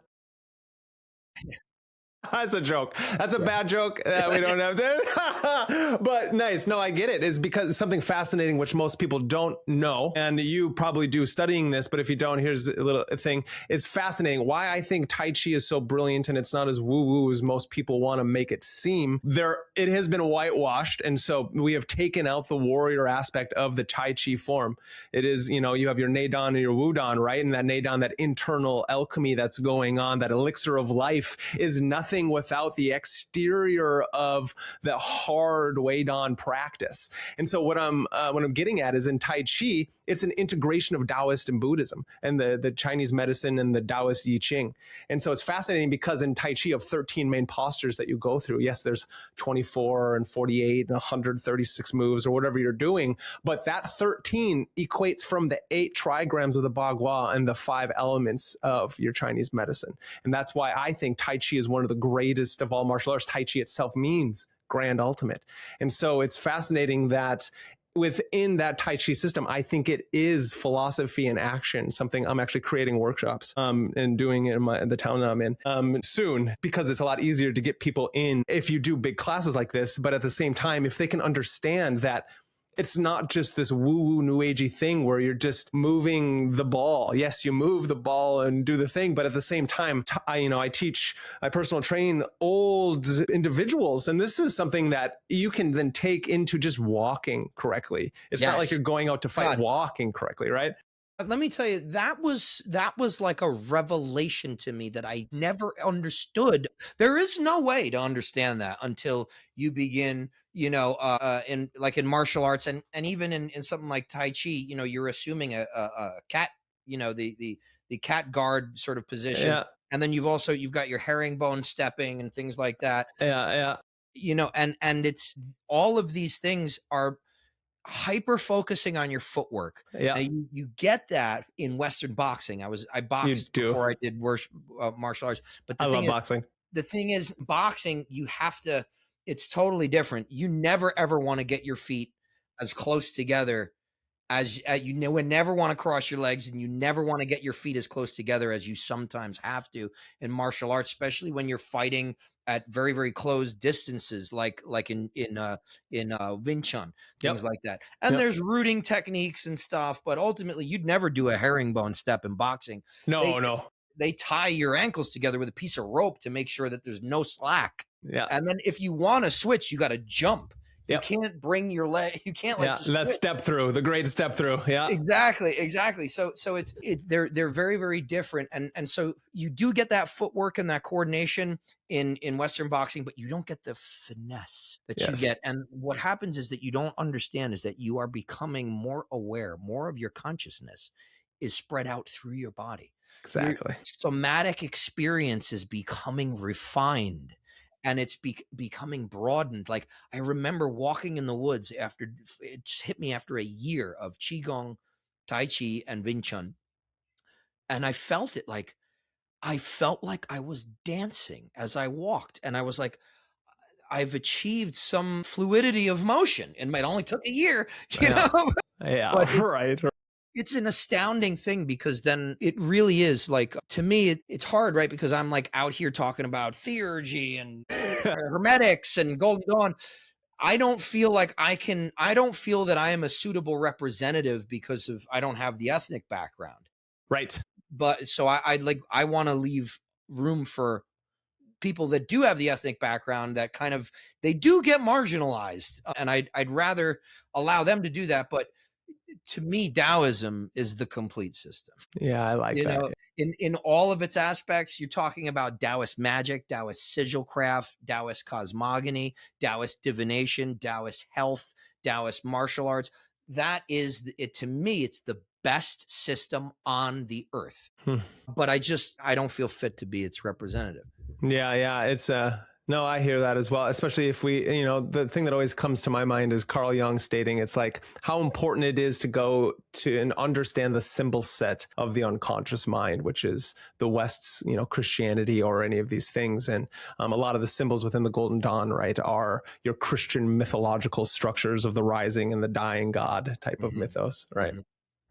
Nice. That's fascinating. And that's great. And so everyone out there, when you're listening to this, I highly invite you to go do some kind of embodied practice. And I'm eventually going to write essays on this as well as I try to speak it out. And everything is that I think that the Chinese Kung Fu, when it's done with a good lineage and tradition, because not everything is created equal, and you will know it when you do it. And at the same time, those teachers should hopefully be teaching you boxing or some kind of actual applicable way to defend yourself, because traditional martial arts, you're not going to get into a fight. Not that you should, but if you have to defend yourself, you're not going to do it in a horse stance. Right. It's as easy as that. You need both. And I think the Hung Gar and the Wing Chun system actually work really well, and they integrate themselves. So my teacher was really good at integrating those two with the boxing Muay Thai work as well. And so, yeah, well, my Muay Thai is intense too. I love Thai is intense. And so that's beautiful. I want to kind of go back to a few other things, is that then I think that it's really important as a practitioner, as an adept as you are in the orders of Masonry, what would you say to those? Because YouTube is laden with nonsense and conspiracy of Freemasonry being satanic and Luciferian, and the Freemasons are running the world. What do you say to that, Ike? I mean, what haven't I said about it? And Masons have accused me, my brothers have accused me of being unmasonic because I can be unkind. Yeah. And you're supposed to interact with everyone. You're supposed to, we say in Masonry, we inculcate the 4 cardinal virtues. And then we say, these principles are to extend further. Every person has a claim upon your kind offices. Do good unto all. And this is a main central, it's in one of our charges, meaning like, we charge you now to go out into the world and do this. And like, it's like a mission that you're given, more so than a command. Here, your mission is to go out and help people, and as many people as you can with the light that you've gained.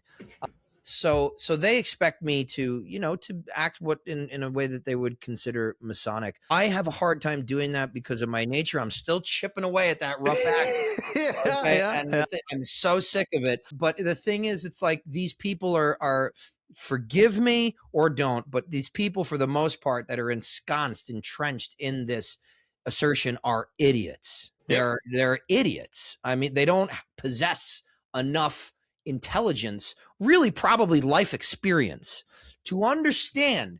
I don't care who you are. I don't care if you're the biggest psychic in the world, all right, and you can warg into my brain. You can never understand anything from the outside in. You will never understand anything from the outside in. Doesn't matter if you have an insider next to you telling you, you will not understand. This is phenomenology. Yes, it is. People leave out the phenomenological consideration because everybody thinks you can learn everything from a fucking book, and you can't.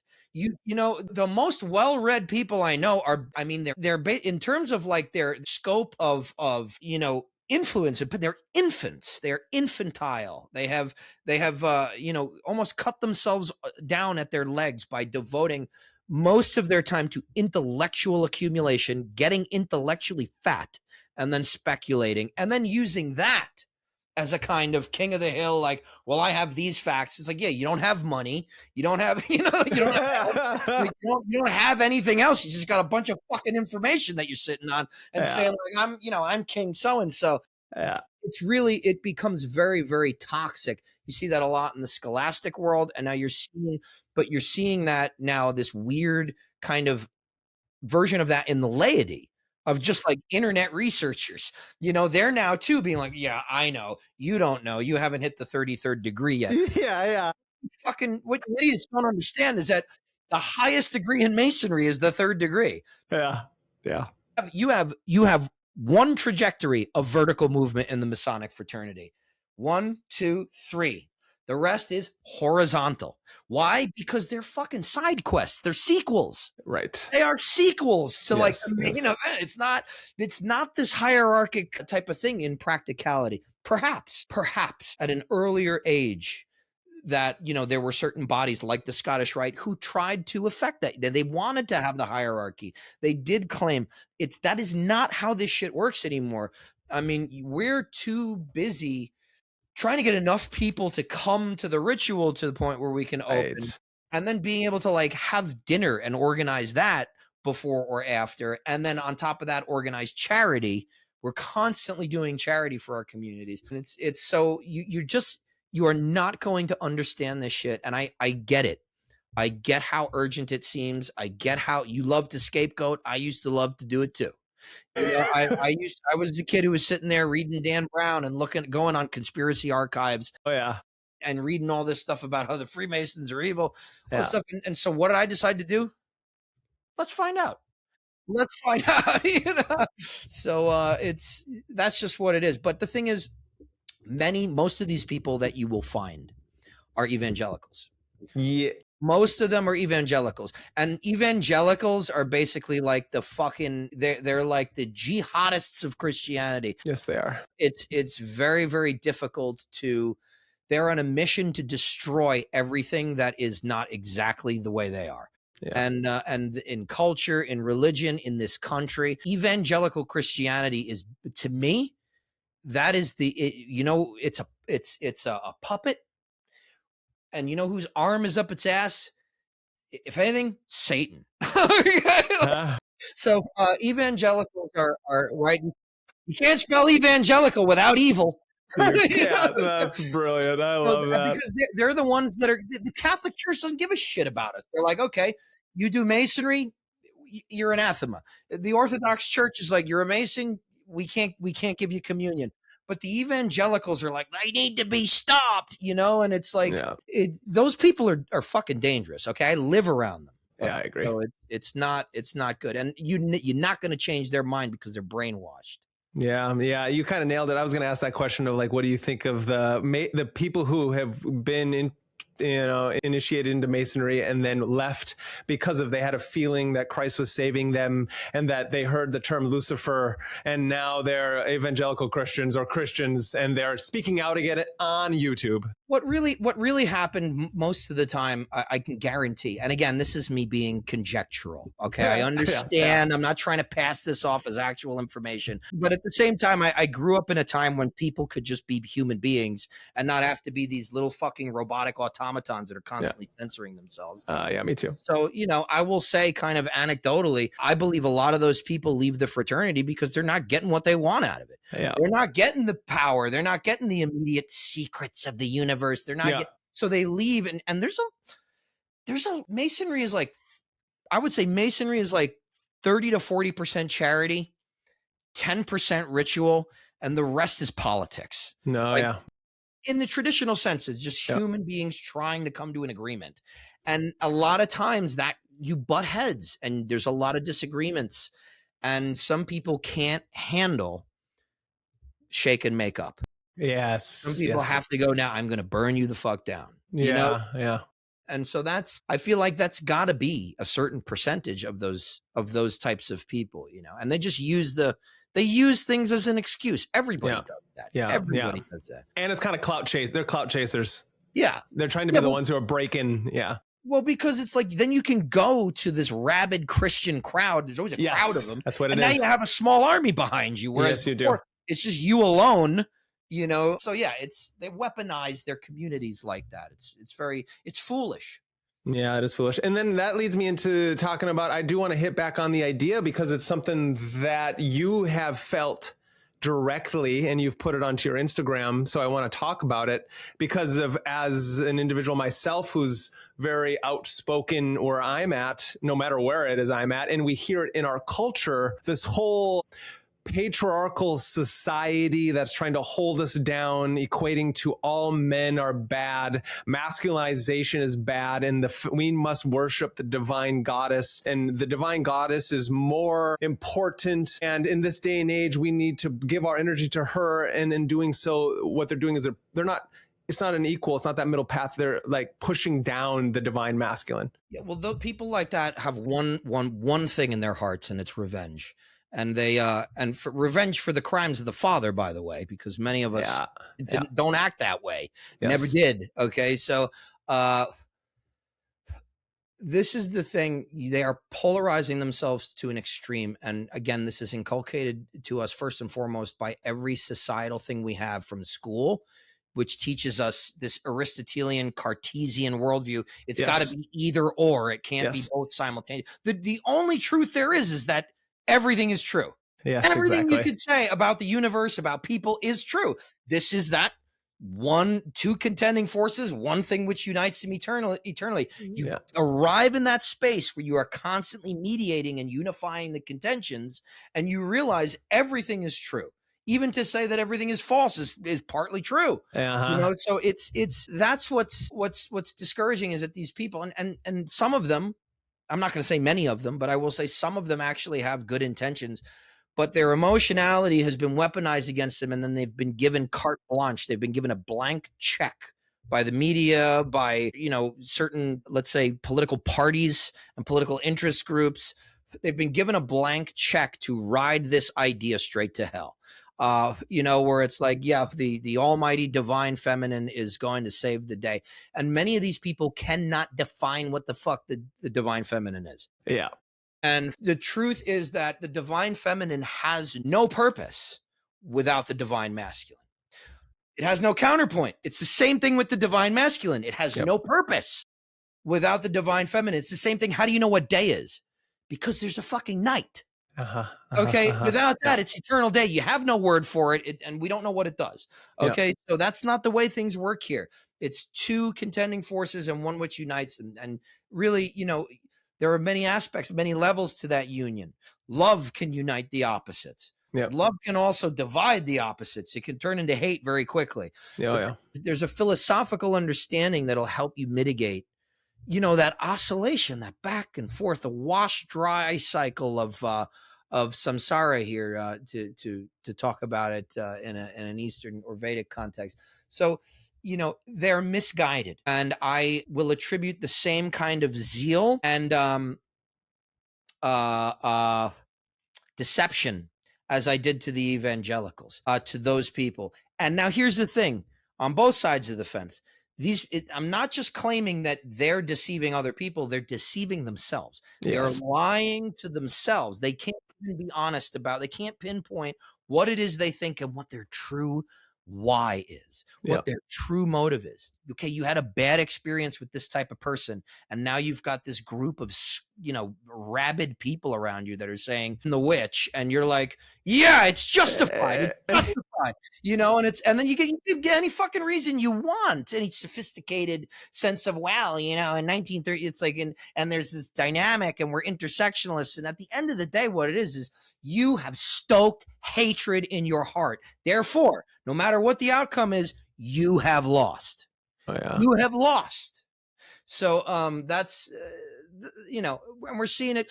More and more people are pulling back from this kind of spell.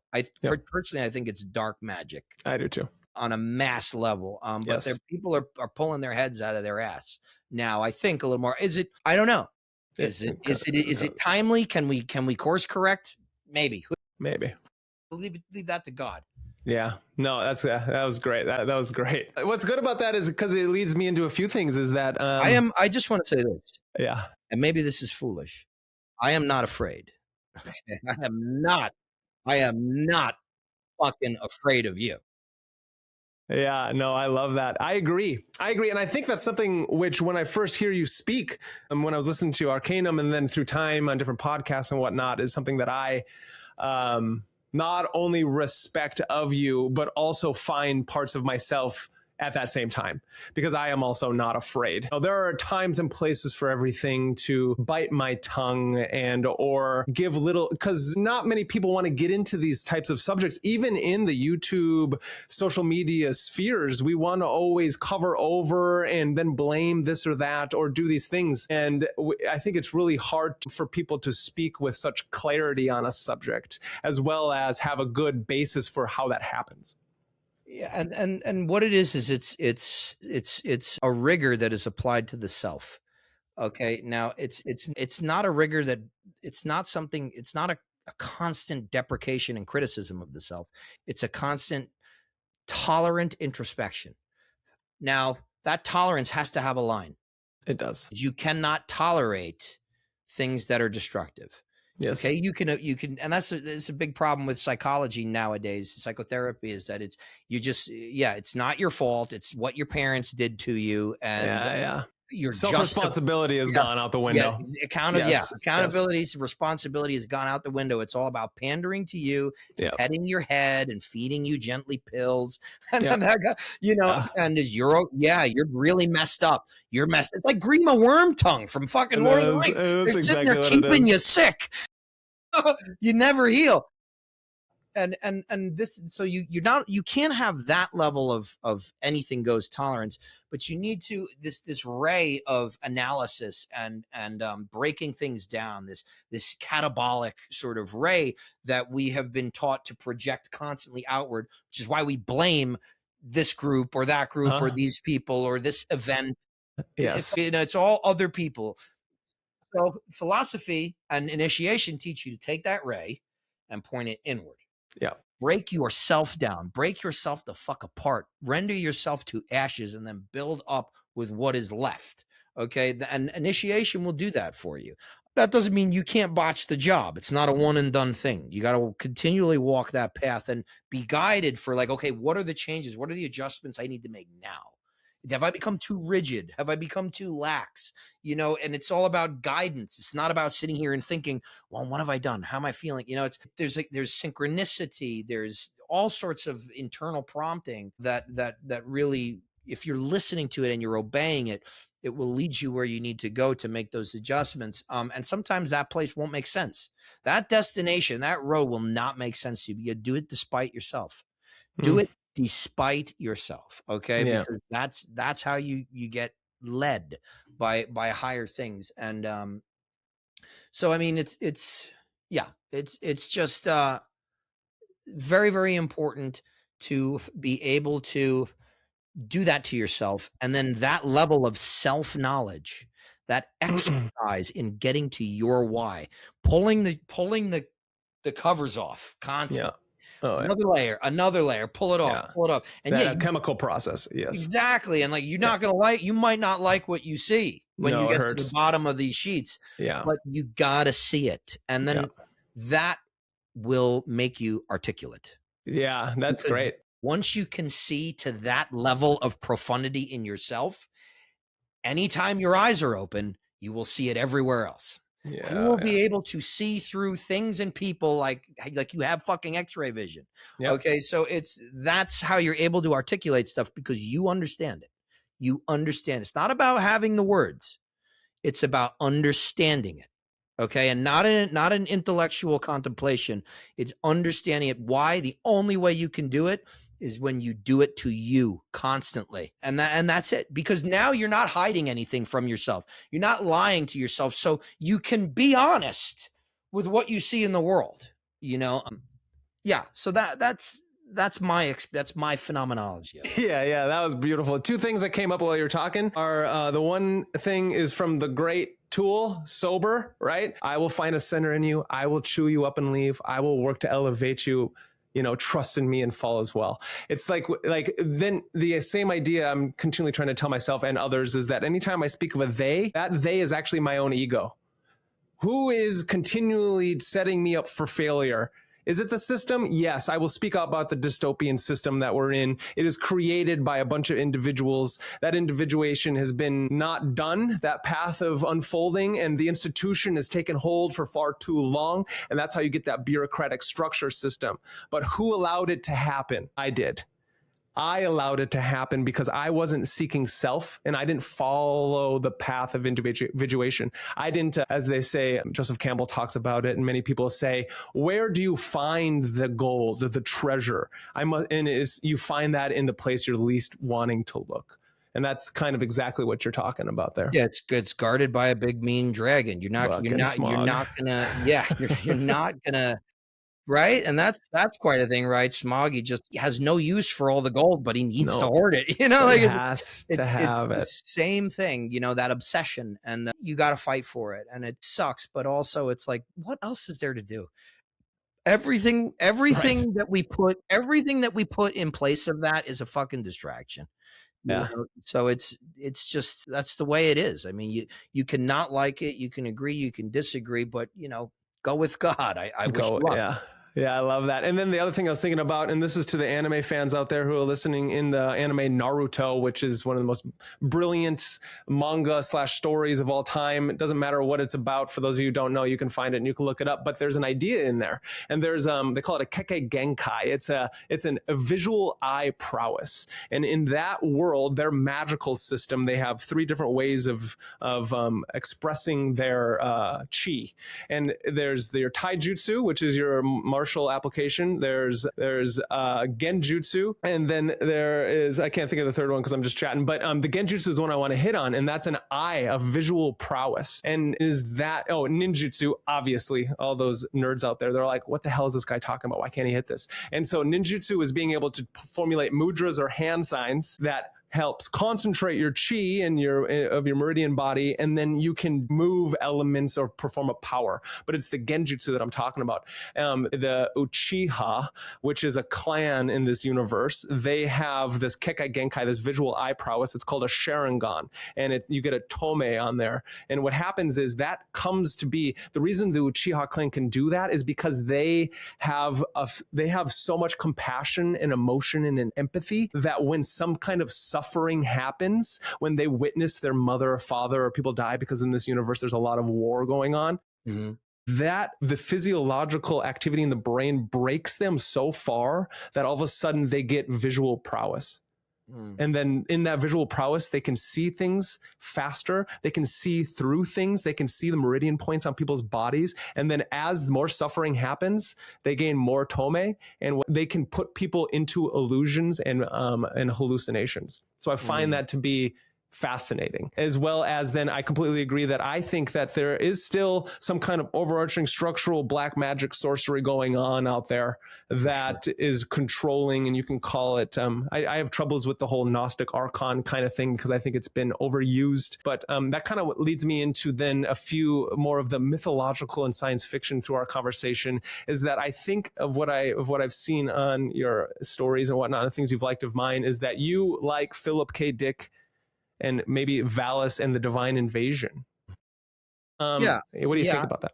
Yeah, I mean, I couldn't read Dick now, but there was a time in my life where I devoted myself to reading as much of him as I could, and a lot of it is he had a tremendous amount of insight, but like many other people in this burgeoning sort of era of literature and describing and expressing in various ways what we're going through as human beings in this new era of post-industrialism and hair shampoo ads and all sorts of amusement parks and school shooting or like large scale weaponized crime. I mean, this is something, the things that we go through as humans are very, very new. They're very, very new in the history of humanity. A lot of what we have had to deal with, and so you talked about how you were reading certain authors. I got more into people like Dick that just had this. Their mind went in every direction at the same time, and like Jack Kerouac, and it was not Philip. Dick he was able to sort of concentrate his vision and but only by stuffing things into a narrative, like a science fiction kind of framework. Whereas, you know, Kerouac, who had the same kind of like frenetic, frantic thing going on in his head, he just changed the names, and he spoke about like his road trips and his orgies and his, you know, his debaucheries in Times Square and even the heights of, you know, Big Sur and surfing Big Sur in California, all this kind of stuff. But Dick was able to make something. He was slightly less narcissistic. Jack Kerouac was a horrific narcissist. Mm-hmm. Whereas, like I could not read Kerouac. Basically, after I finished his last book, I was like, wow, that guy was full of shit. And then like the last book of his I read, and then Dick was somebody who challenged you. He brought in, you know, these ideas of Gnosticism, which I had never heard before, and talking about how the Empire of Rome never left, and this kind of interdimensional communication from these beings that we think are aliens, but in reality, you know, he had a lot of sharp stuff. But the issue for me is that it's still too couched in fantasy to be considered mythology. It's not as, when I read particularly somebody like Apuleius, okay, a lot of people know him. He wrote the Golden Ass and writes about the rites of Osiris and Isis. Apuleius is considered a mythologist or a mythographer or whatever, right? Mm-hmm. But he was a Neoplatonist. He was a philosopher. So he was, we don't know that. We, you know, obviously Homer was not a Platonist. Homer was before Plato and before Socrates. Hesiod was not a Platon. They were these guys. There's nothing to support the idea that they were an oral tradition, that it was a bunch of people. They were a bardhood. Right, but we don't know that they were philosophers. They weren't yet. You know, exactly. No, that was pre-Socratic. Yeah, exactly. But then you get people like Apuleius, who is trained in Neoplatonic thought, and he's creating, right? He creates for the first time. He makes the standard myth of Psyche and Eros, you know, and people read that myth and they think it's of the same quality as, like, you know, the Orphic hymns or the Homeric hymns. It's not. It's specifically embedded with these meanings. And so that to me is more, I would say that's more of what I would consider like philosophical mythology. And I think Philip, you know, in order to do that, in order to graft those concepts into these images and these narratives, you have to understand them really well. You have to be adept at those mysteries, and then you can encode them. And it's very clear to me that Philip K. Dick was struggling with this stuff, and he had not mastered it. He had not figured out what the fuck this was. Yeah. It was just kind of pouring out of him as he was experiencing it. And, you know, and I think one of the things is, you know, his general lifestyle did not allow him to have that level of disciplined, committed introspection to understanding these things at a deeper level. And that's a consequence of the modern age. We're pulled in so many different directions by TV, radio, movies. It's our attention spans can't sit with one thing and just slowly consume it. Yeah. Well, and not do anything else, not being right. And that's a big part of Taoism, is that sense of deliberateness in all of your movements and your actions and things like that. You know, part of what we talked about this kind of somatic awareness of the body is there's a deliberateness to the way I'm placing my feet on the ground. It's happening effortlessly, but nevertheless it is deliberate, right? I'm not just flinging my leg. My gait is controlled. My gait is musical. My gait is harmonious. It's not the way, you know, because I do have poor gait. And so there's right. And the thing is, like, in order to get to the point, think about it. In order to get to the point where the Kung Fu does itself. Yeah. You got to be deliberate. You got to do that. You have to do that motion thousands of times. Yes. You know, so yeah, he didn't really have the deliberateness to be that disciplined with what he was going through. So a lot of it comes across as like, it has really profound messages, but still at the end of the day, you walk away and you're like, what the fuck was that about? Yeah. Because I feel like he was having the same thing. You know, he was just kind of like writing, what the fuck was this? And then he writes about it, puts it in that sci-fi narrative. And whereas you have the philosopher mythographers that are very carefully placing things that they understand in symbolic disposition to each other. And then they leave it like it's a piece of art and it's truths to be discovered. Solve this puzzle. I don't see Dick that way, but it's still very, very much, I think, an imperative figure in our literary tradition.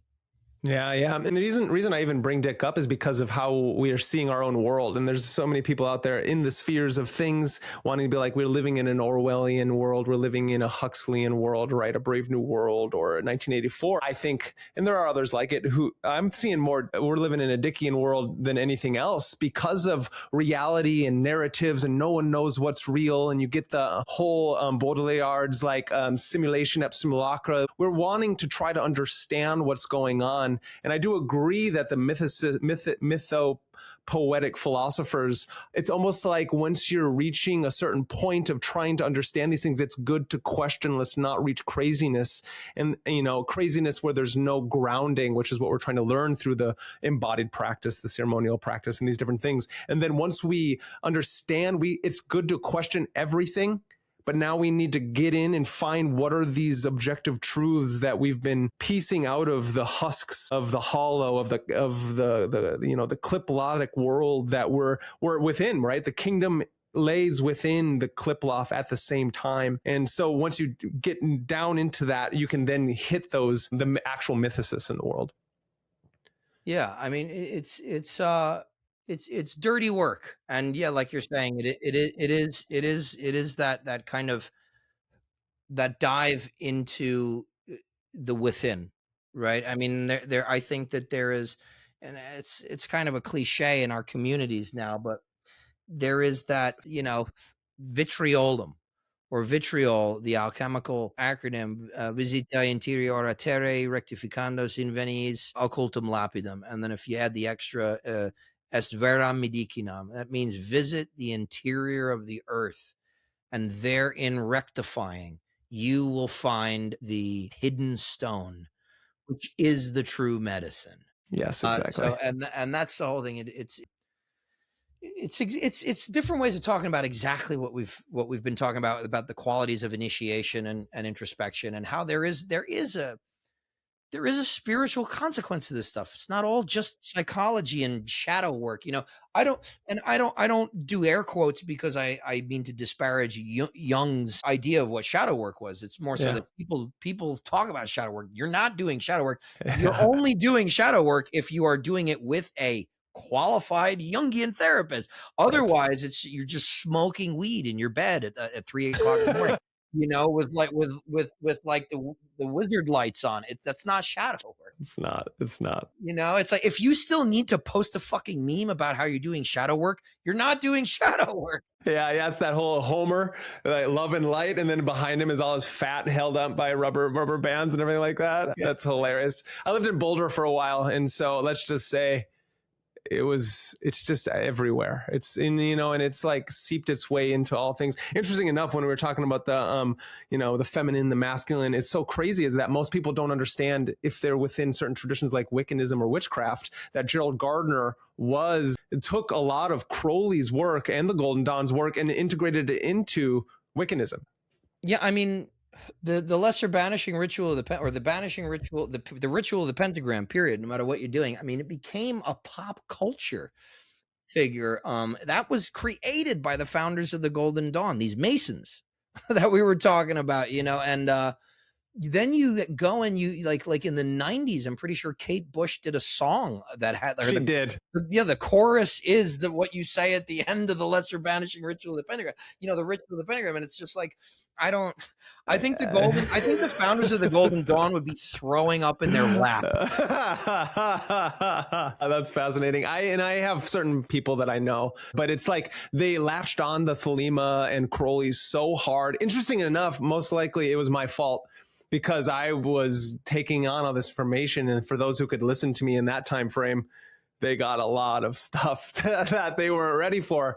But it's so fascinating is that I saw it for what it was, and then realizing, I think it helped that I had a martial art practice, because it's very similar to Jeet Kune Do and Wing Chun. It's like Jeet Kune Do is great. Bruce Lee's martial arts. It's great, but Bruce Lee was trained in many different martial arts, and his main practice was Wing Chun. And so he was so good at then creating Jeet Kune Do, the way of the intercepting fist, because he had the structural system of Wing Chun. And that, to me, I use as a metaphor or an analogy to Thelema, the AA, and the Hermetic Order of the Golden Dawn, because of what Crowley did. He took the bare bones and then it was all like, here's my own system. And it's like, and then now you have all these Crowleyites and people, Thelemicists, and they like bash the Hermetic Order of the Golden Dawn. Yeah, well, the thing is, so what a lot of people don't get is that, so for instance, how do we know who Crowley is?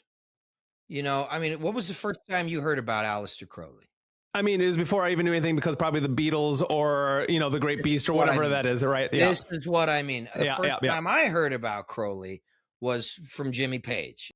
That's it right there. Yes, yes. And Danny Carey. Danny Carey was obsessed with collecting all of the Equinox volumes. He's got all the first editions. Exactly. He had a book buyer that was doing all that stuff. It's like music is how you get young people interested in a particular lifestyle.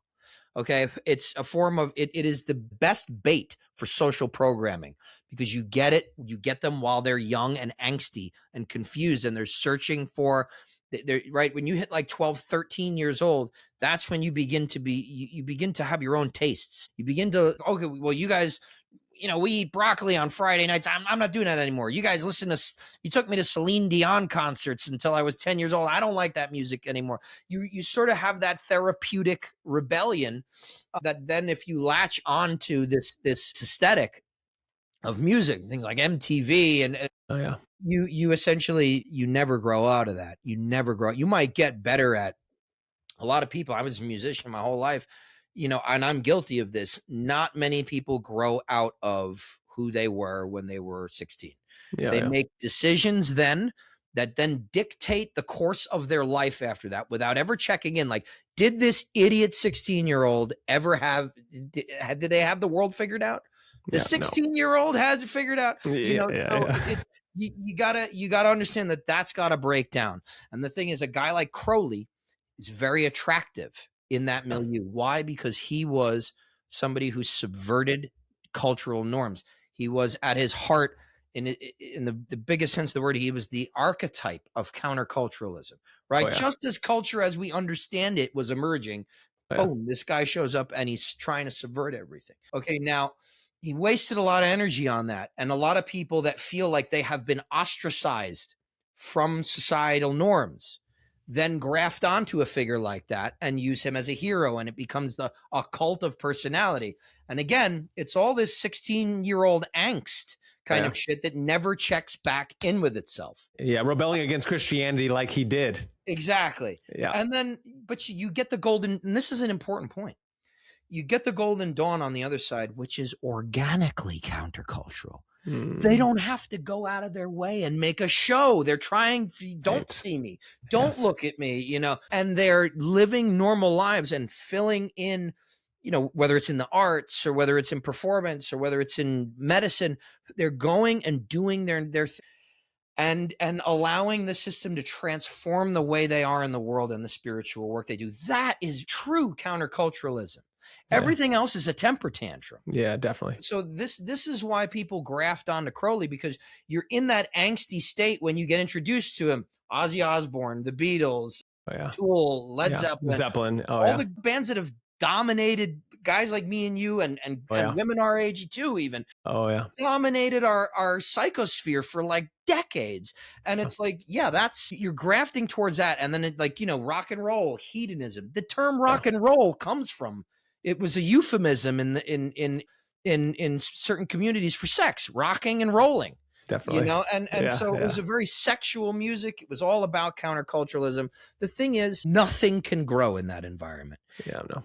In a sentiment that just wants to break things down. Even if you have your core group of friends and you guys are all buddies, you will find that those attitudes will constantly destroy your life. And you will blame it on other people.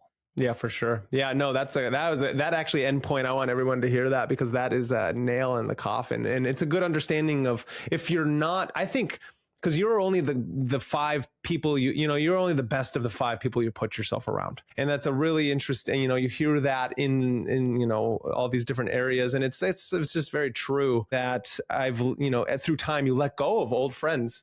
And it's actually okay, because you, as you're going through the alchemical process of coagula solve, and you're going through your magic and you're doing your embodied practice, you're letting go of parts of yourself that those people were connected to.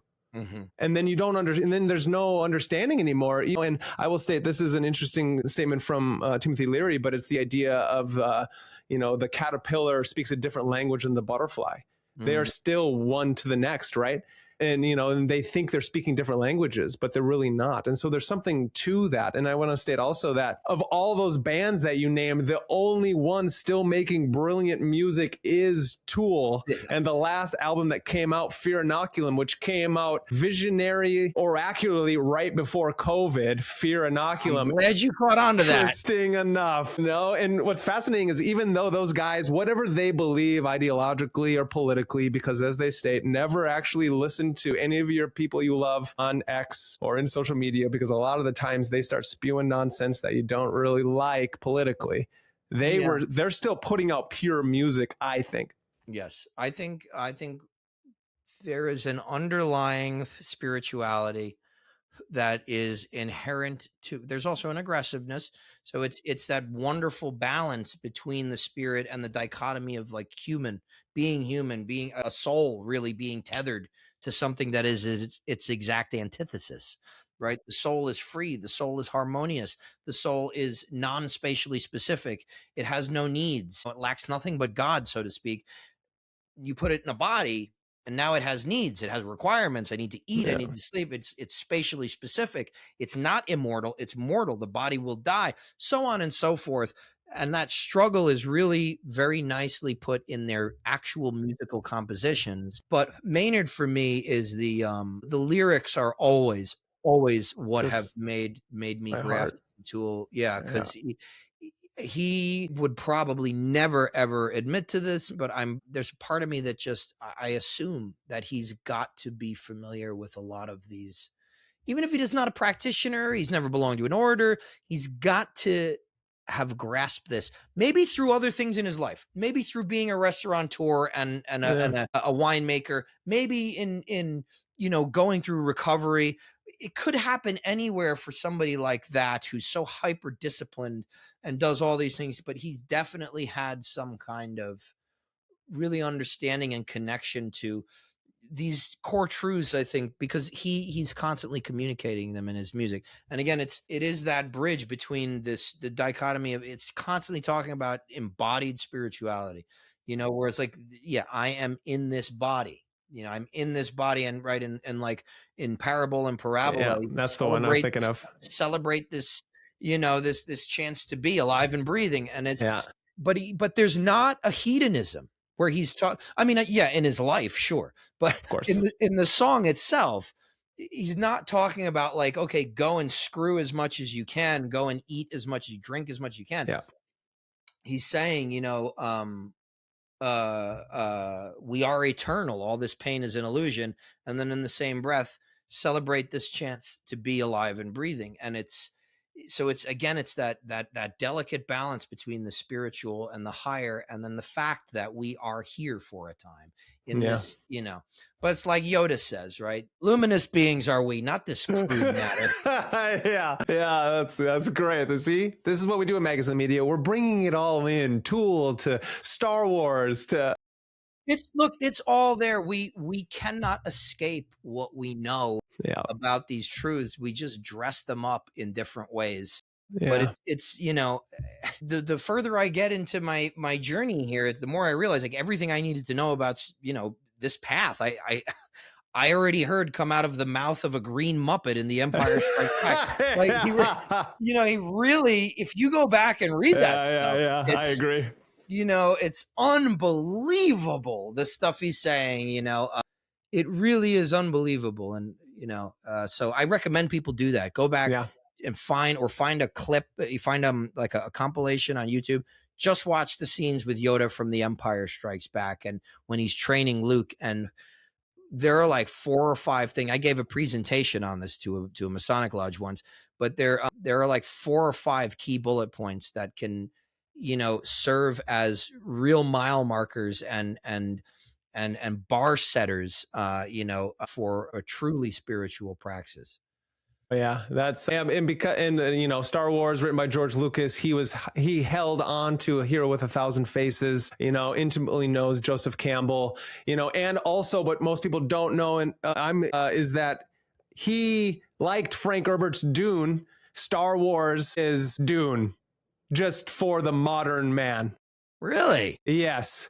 And so that's really fascinating. And you can do like Paul to Luke, a desert, he basically made it so it was an easier, and I'm not saying he was like, I'm going to write Star Wars because Dune didn't make it big in Hollywood. It was more like, I see that and I want to try my take at that tale. Right. The Jedi, the Bene Gesserit, there's just so much overlap in this. And it's like, if you want to be a practitioner of magic, and if you're huge into science fiction and fantasy, just break down, and I've been doing it in some of my videos, break down the Jedi and break down the Bene Gesserit, and you will see these magical orders through time because they're carrying on that adeptship through the ages. I do want to get into the mythology of things, and you're writing a book right now, so talk to me about that. Well, the mythology book is written. That's what I figured, yeah. Submitted that a couple of months ago to Inner Traditions, and it's called Esoteric Mythology. This is, I grew up immersed in Greek myth and Roman mythology. I remember being at Cape Sunion in Greece. This is when they let you into the temple ruins. Now you go around them and you look at them from the outside, but they didn't used to have those barriers. You could walk through the old temples, and this is the temple to Poseidon. And I remember looking out at the Aegean Sea, and right there, my father, I was 7 years old. My father told me the story about how the sea got its name. And King Aegeus, Aegeus, he sent his son Theseus to his son Theseus kind of was a hero of Athens, and he went to Crete because, long story short, there had been some horrific beast that King Minos of Crete had kept in a labyrinth, right? And this is the Minotaur, half bull, half man, because his wife had sex with a bull and created this abomination. So he would request from that. He said that, Athens had to send, and Attica, they had to send young boys and young girls every year for the Minotaur to eat. And Theseus finally said, "It's enough of this shit. I'm going to go there and kill the goddamn thing." And he said, if we come back with the sails, some stories say the sails up or the sails down, or some people say if the white sail is flying or if the black sail is flying. If we come back with the white sails up, there's victory. If we come with the black sails up, I'm dead. So Theseus goes. Obviously, we know the story. He kills the Minotaur. He comes back, and they forget to change the sails. And so then, watching at a distance, King Aegeus is right at the edge of the sea. He sees the black sails, and he, in his desperation, he throws himself into the ocean and dies. And that's why it's called the Aegean Sea. So I had really, really profound and intimate experience with these myths, and so it's always been at the forefront of my thought. The drama of mythology, the way that it helps define the things around us. But then I discovered the philosophical commentaries on mythology, and that's when things got really, really mind-blowing and really, really revelatory. The way that these ancient philosophers and cosmologists and mythographers were interpreting these myths as, symbolic narratives to express spiritual truths, which by definition can't be discursively sort of discussed in any detail. So that's kind of what the book is about. But since that early age, I've expanded into, Norse mythology, Chinese folk mythology, Taoist lore. So I incorporate all of these things primarily on a cosmological level or cosmogonical level, right? I'm not talking about these little kind of like quaint rituals that describe like how this rock got its name in this really small, isthmus in the the Adriatic Sea. I'm not interested in that level of regional specificity. I'm more interested in the myths that are talking very clearly about the story of the soul and its relationship to the cosmos and the creator.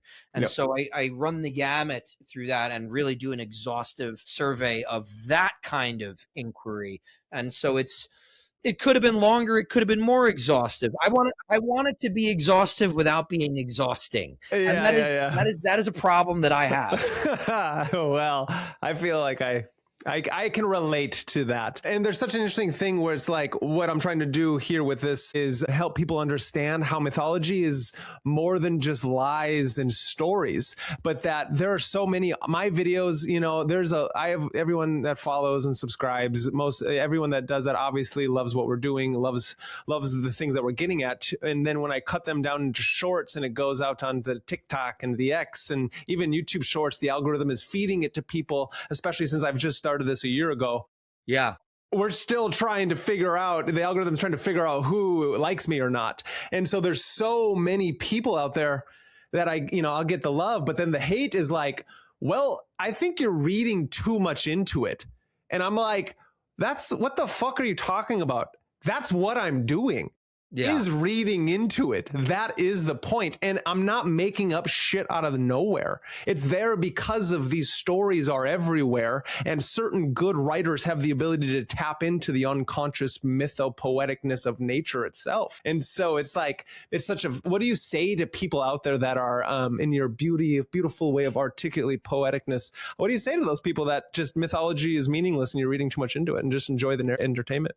I think it speaks volumes to their overarching worldview, which is that they feel meaningless, and they feel that life is meaningless. They have reduced themselves. They have really essentially given in to what we would call the confundity of the soul, the soul's confusion by and this is what the myths are talking about. It is. Okay. This is the myth of Persephone in the underworld, is the soul coming into incarnation in the cavern of the cosmos and the tomb of the body, where it goes into a sleep, a stupor.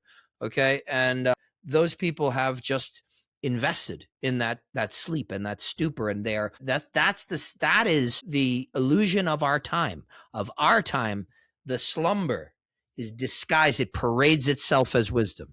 It parades itself as wisdom. It is slumber. It is stupor. It is death. Okay, so but it parades as wisdom. So I would say that again, a lot of those people, I'm not trying to change anybody's mind, because it's 2025 and that's not happening ever again. Nobody, we are shut like a lock, everybody, and it's a fucking travesty. But yeah, Ike, it's 2026 now, bro. Yeah, there you go. Well, we're 5 days in. Exactly. So you see, I live in the past. I like the ancient stuff, but yeah, me too. I'm not going to change their mind. They can read the book and they can be like, oh, it's nice. He did some mental gymnastics. I'm not trying to make anybody convert. But I will say that to answer the question, it just shows me that they have reduced the dignity of the soul to meaning nothing. Mm-hmm. And that is ultimately a consequence of what we would call in the theurgic Hermetic tradition, epididiotis, which means capacity. Yeah. You do not have the capacity to see. Nothing I can do. It's going to be a couple of lifetimes before you develop that capacity. You have chosen the road of pain, the way of pain. So that's really it. That's all I would have to say.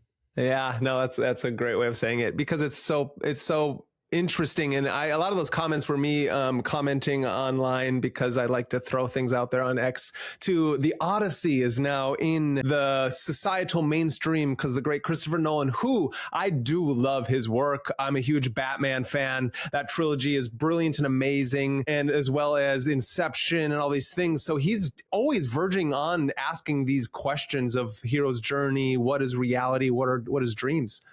I put some of his mythophilosophical relevance from specifically the Dark Knight. I put that in the book. Did you? Yeah, okay, because great. It's huge. The last chapter is on modern mythology, and like I go back and I show like, okay, all these ancient sort of dichotomies and things that I've established that these people were sort of discreetly trying to talk about, they're still here. Yes, they are. We're still talking about them. Yes, we are. Yes, and no, I agree. Batman Begins. I'm actually currently writing a script for a video that I want to come out soon. Writing videos, you only can work so fast. But Batman Begins is fascinating because you get the whole hero, the boy traveling, the crazy suffering, traveling away, taking the Lotus, learning the secrets of the world, coming back into the world, and then it's brilliant. So, what do you have hopes for the Odyssey? Yeah, the main thing. Here's the thing. I just don't know about films anymore. I used to love film. I've said it multiple times on other podcasts. There's almost not a day until about 5 years ago. There was not a day that went by that I didn't kick myself in the ass for not going to film school. I wanted to direct. I really love the telling of a story and how impactful that can be. But now I don't trust the studios. Yeah. I don't know what to expect, but I have hope that it will live up to his other, because I loved Inception and even Memento. I remember watching Memento when I was in middle school or high school or something. Yeah. But the main complaint that I've seen so far is that people are saying that the armor is not historically accurate. I've seen that too. Yeah. It's the same effeminate, whiny crowd who hate anything that looks like the fucking football players from their high school, because it's all that muscle armor and that real, it's like you're just a pussy. That's all it is. It's hilarious. There's nothing to do. You go to the movies to watch history. Get the fuck out of here! Like, it's entertainment. Suspend your disbelief. Invest in the fucking thing. If they had them wearing Bronze Age armor, I would walk out of the fucking movie theater. Right. Have you ever seen what that looks like? They look like tin cans. It was awful. It's like, I don't want to see that. I don't. But what it is it's they're fighting, because this is the way that these people work. They never say their true motives or their true intentions. They fight through signal and aesthetic, and so they see an aesthetic that is masculine, and now they protest. Yeah, and they find other sophisticated ways. Right? They're using this fucking PhD, college educated horse shit to be like, well, that's not accurate. It's not. You think these people are idiots? It's like if they before anything, even if you're watching like Failure to Fucking Launch and it's just guys in business suits and women in dresses, they sit down and they draw the wardrobe out. Yeah, they draw what the wardrobe is going to be, and then they decide, okay, what are we doing? So, maybe they prototyped tin can armor, and they were like, this is unfilmable. Yeah. It's like, because the truth is always stranger than fiction, and we don't go to the fucking movies to see like the truth as it is. We go to see a truth expressed through drama. Okay. And everything else is accoutrement. It's just the setting of the table for the greater story. But people are rejecting stories on an obsessively socio-political basis. Yeah, nice. That's a great answer. I love that for many reasons. The one thing that I currently dislike about the trailer isn't even the trailer itself. I didn't see it. It's out. Watch it. We can talk about that later. The trailer is out. What I hate about it is the actors and actresses. Bad casting? The casting is every famous person has ever been in a movie in the past 10 to 20 years. And I'm not even questioning Matt Damon as Odysseus. It's others. And so when you see the casting, I'm not going to name names. It doesn't matter because I can be a hater, but I saw, so in this whole debate of the armor, I looked up to see, okay, what are they complaining about? And it was an image of Agamemnon. Now, what you got to understand about Agamemnon is this is the baddest motherfucker on earth. Yes, he is. In that story. And for years, Agamemnon is like, he is rock. That man is a monster. He is, just pure, unadulterated bravery, power, leadership. Oh, yeah. And it's his brother who's disgraced that he's got to go and defend. Okay. Yeah. But here's the thing. I saw the Agamemnon they put up there and I was like, this is an 18-year-old. There's no way you're gonna get me to believe that that's the baddest motherfucker in the world. That guy looks like he's malnourished. Yeah, that's what I'm saying. You nailed it on the head. Now take that for most of the cast, because it's like these are mythological stories. These are individuals that are the idealizing, the epitome of human nature into goddom. And then when you put certain characters into them, it just kind of kills me a little bit. Yeah. Anyway, to kind of, I think you and I have many conversations ahead of us because I feel like we could do this for hours on end. But to kind of wrap things into a bow a little bit, I want to kind of talk about how do we bring, and I think you're doing it with your classes that you're doing with the videos you have. You have a bunch of brilliant people on Arcanum. You're breaking down vast topics into a very a very good way for people just to understand and to be able to integrate into their own practice and put into the world. It's really hard to find individuals who understand Neoplatonism, theurgy, Iamblichus, Platonism, and these things. And I'm constantly looking for them because I myself love those things, as well as the mythological structures of these stories. And this is what I'm trying to do with MagusintheMedia is the same thing, is I'm trying to not in the modern stories of the anime and the comic books, because they're also, and to me, the East, as in Japan and China and South Korea, they are telling beautiful, brilliant stories that are better than what's going on right now in the West. And so that's why I'm bringing up the anime stuff and the manga stuff and the manhwas and the donghwas. But what do you say about that? How do we bring the myth, the magic, and the meaning into and from the stories we love to the individual for their own practice and to break themselves away and find meaning in the dystopic world?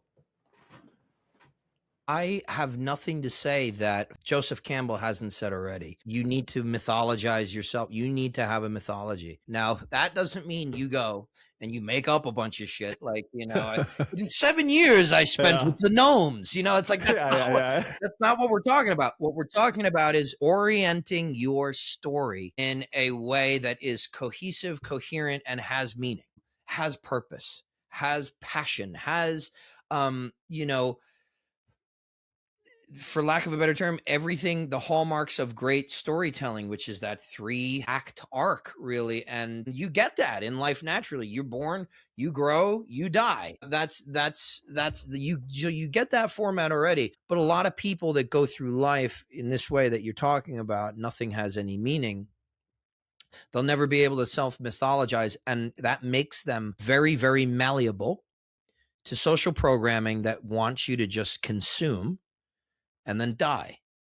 Okay. Like, so it wants you to work so you can make money, and then it takes your money and in exchange makes you sick and docile. People that think that the world is meaningless they're more than okay with it. They love it. They love to be sitting there for hours on end, playing video games, investing in these fake realities that have nothing to do. They get to reinvent themselves. They get to be the hero. Now that to me is an inverted mythology. Yeah. That's escapism. As an adult, you need to look at what happened to you in your life. And it's a story you tell about yourself to yourself. Okay. This is the most important thing that you can do. And, a lot of us just don't have the experience. Like, I underwent initiation. That was my liminal moment. That was my minute in the cave. right? And that was my training. And I have that moment. A lot of people don't necessarily have that particular moment. Now that those rites of passage are transferred to business, right? I went to college, I did an internship, I spent my first 5 years at a law firm, and that's their rite of passage. Mine was what I think all human beings need. I think that we need that initiatory thing to differentiate between this is the old life, the life of childhood, because I was a man child when I initiated.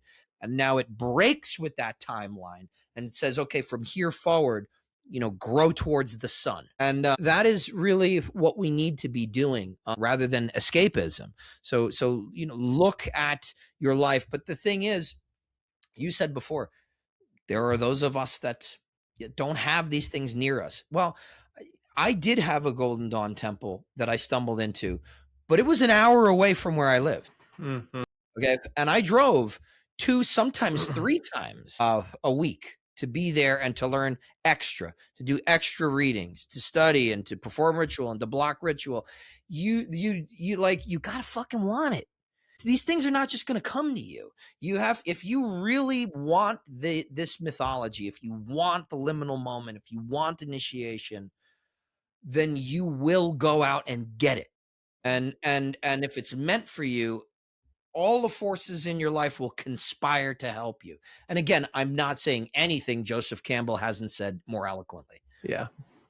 Yeah, definitely. That's beautiful. Well, I'd like to say thank you for coming on to Magus and the Media. I appreciate this beautiful conversation that we've just had. I would love for you to plug everything that you want to plug. Oh, okay. How about my hair? No, I'm kidding.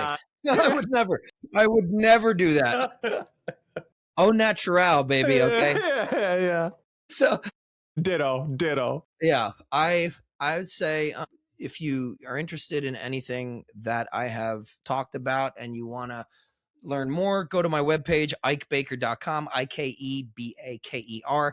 That website will have almost everything you want from me in terms of content and what I'm up to, the books I've written, where to buy them. It's got my latest YouTube documentary presentation streaming from the site. It's got my latest 3 podcast episodes, audio up there for you to stream, again, free of charge. I have a blog that I used to do, and it's still, the writings are very relevant. You can go and read them. But there's a chat widget in the bottom right-hand corner of the screen. And whatever you write in there goes straight to my inbox. So if you want to, if you want to learn more, you can reach out to me. I try and keep myself as available as possible to people within reason. Of course. And I also do a free newsletter every Thursday on myth, magic, magic and music, alchemy, astrology, divination, all sorts of stuff. And so you can sign up for that free newsletter on my webpage. I am running a course right now called Music as Magic, and we're about a little bit more than midway through the course. You can still enroll if you're interested in taking that. It incorporates geometry, number theology, ancient philosophy, practical magic, music, all sorts of really cool stuff, mythology. It's a really comprehensive course. The name is deceptive, but that is available right now. The sessions, the modules usually go for like 2 to 3 hours. So you're getting a lot of bang for your buck, if not more. Yeah, and then I did a course called Hermetic Kabbalah for initiates and practitioners, that's over in terms of live sessions, but you can purchase access to the full course for very affordable price. And then I have another course coming up in March for anybody that's interested in registering. I have 2 of them that are going to be running simultaneously on alternating Mondays. One is called Techniques of Greco-Egyptian Theurgy, where I'm going through the history, theory, and practice of antique or ancient Neoplatonic Hermetic theurgic ritual and the philosophy behind it, the theoretical, the cosmological view behind all of it, and giving everybody a really strong grounding on antique ritual, ancient ritual, the way that they did this stuff. Most, to I would say like 90%, because you can't reconstruct everything perfectly, but there's a lot there. And I'm going to teach that to you guys. I just spent 2 months ago, I was in Egypt with 18 participants. We went through Upper and Lower Egypt. I guided them in this immersive excursion. We did all this stuff on site in these ancient temples. So this is what I'm bringing to that class for the people who weren't able to come on that trip. Mm-hmm. And then alternating the opposite Monday, I'm going to be running a 4-part. It's just 4 parts, 4-module course called Herbal Astrology for witches, magicians, and alchemists.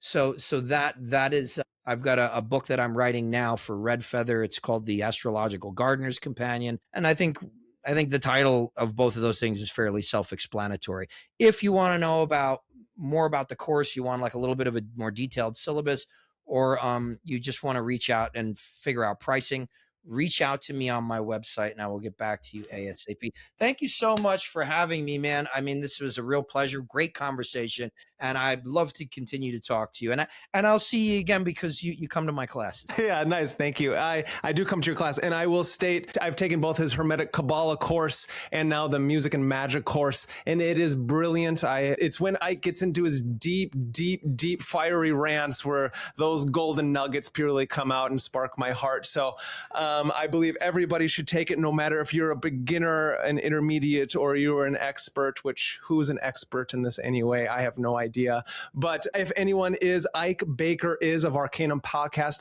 Make sure to go over to his podcast, go to all of his things, follow, like, and subscribe. And as well as here, please, here at MagusintheMedia, if you like what we do, subscribe, like, and share, because we are all Maguses on our journey, this individual trying to find and understand our place in the world. And if you want to know what is going on in that world, I'm here just to help guide you, just like Ike is here to guide you. We can't do it for you. We can only be signposts on this journey. Thank you for the evening. Have a wonderful night.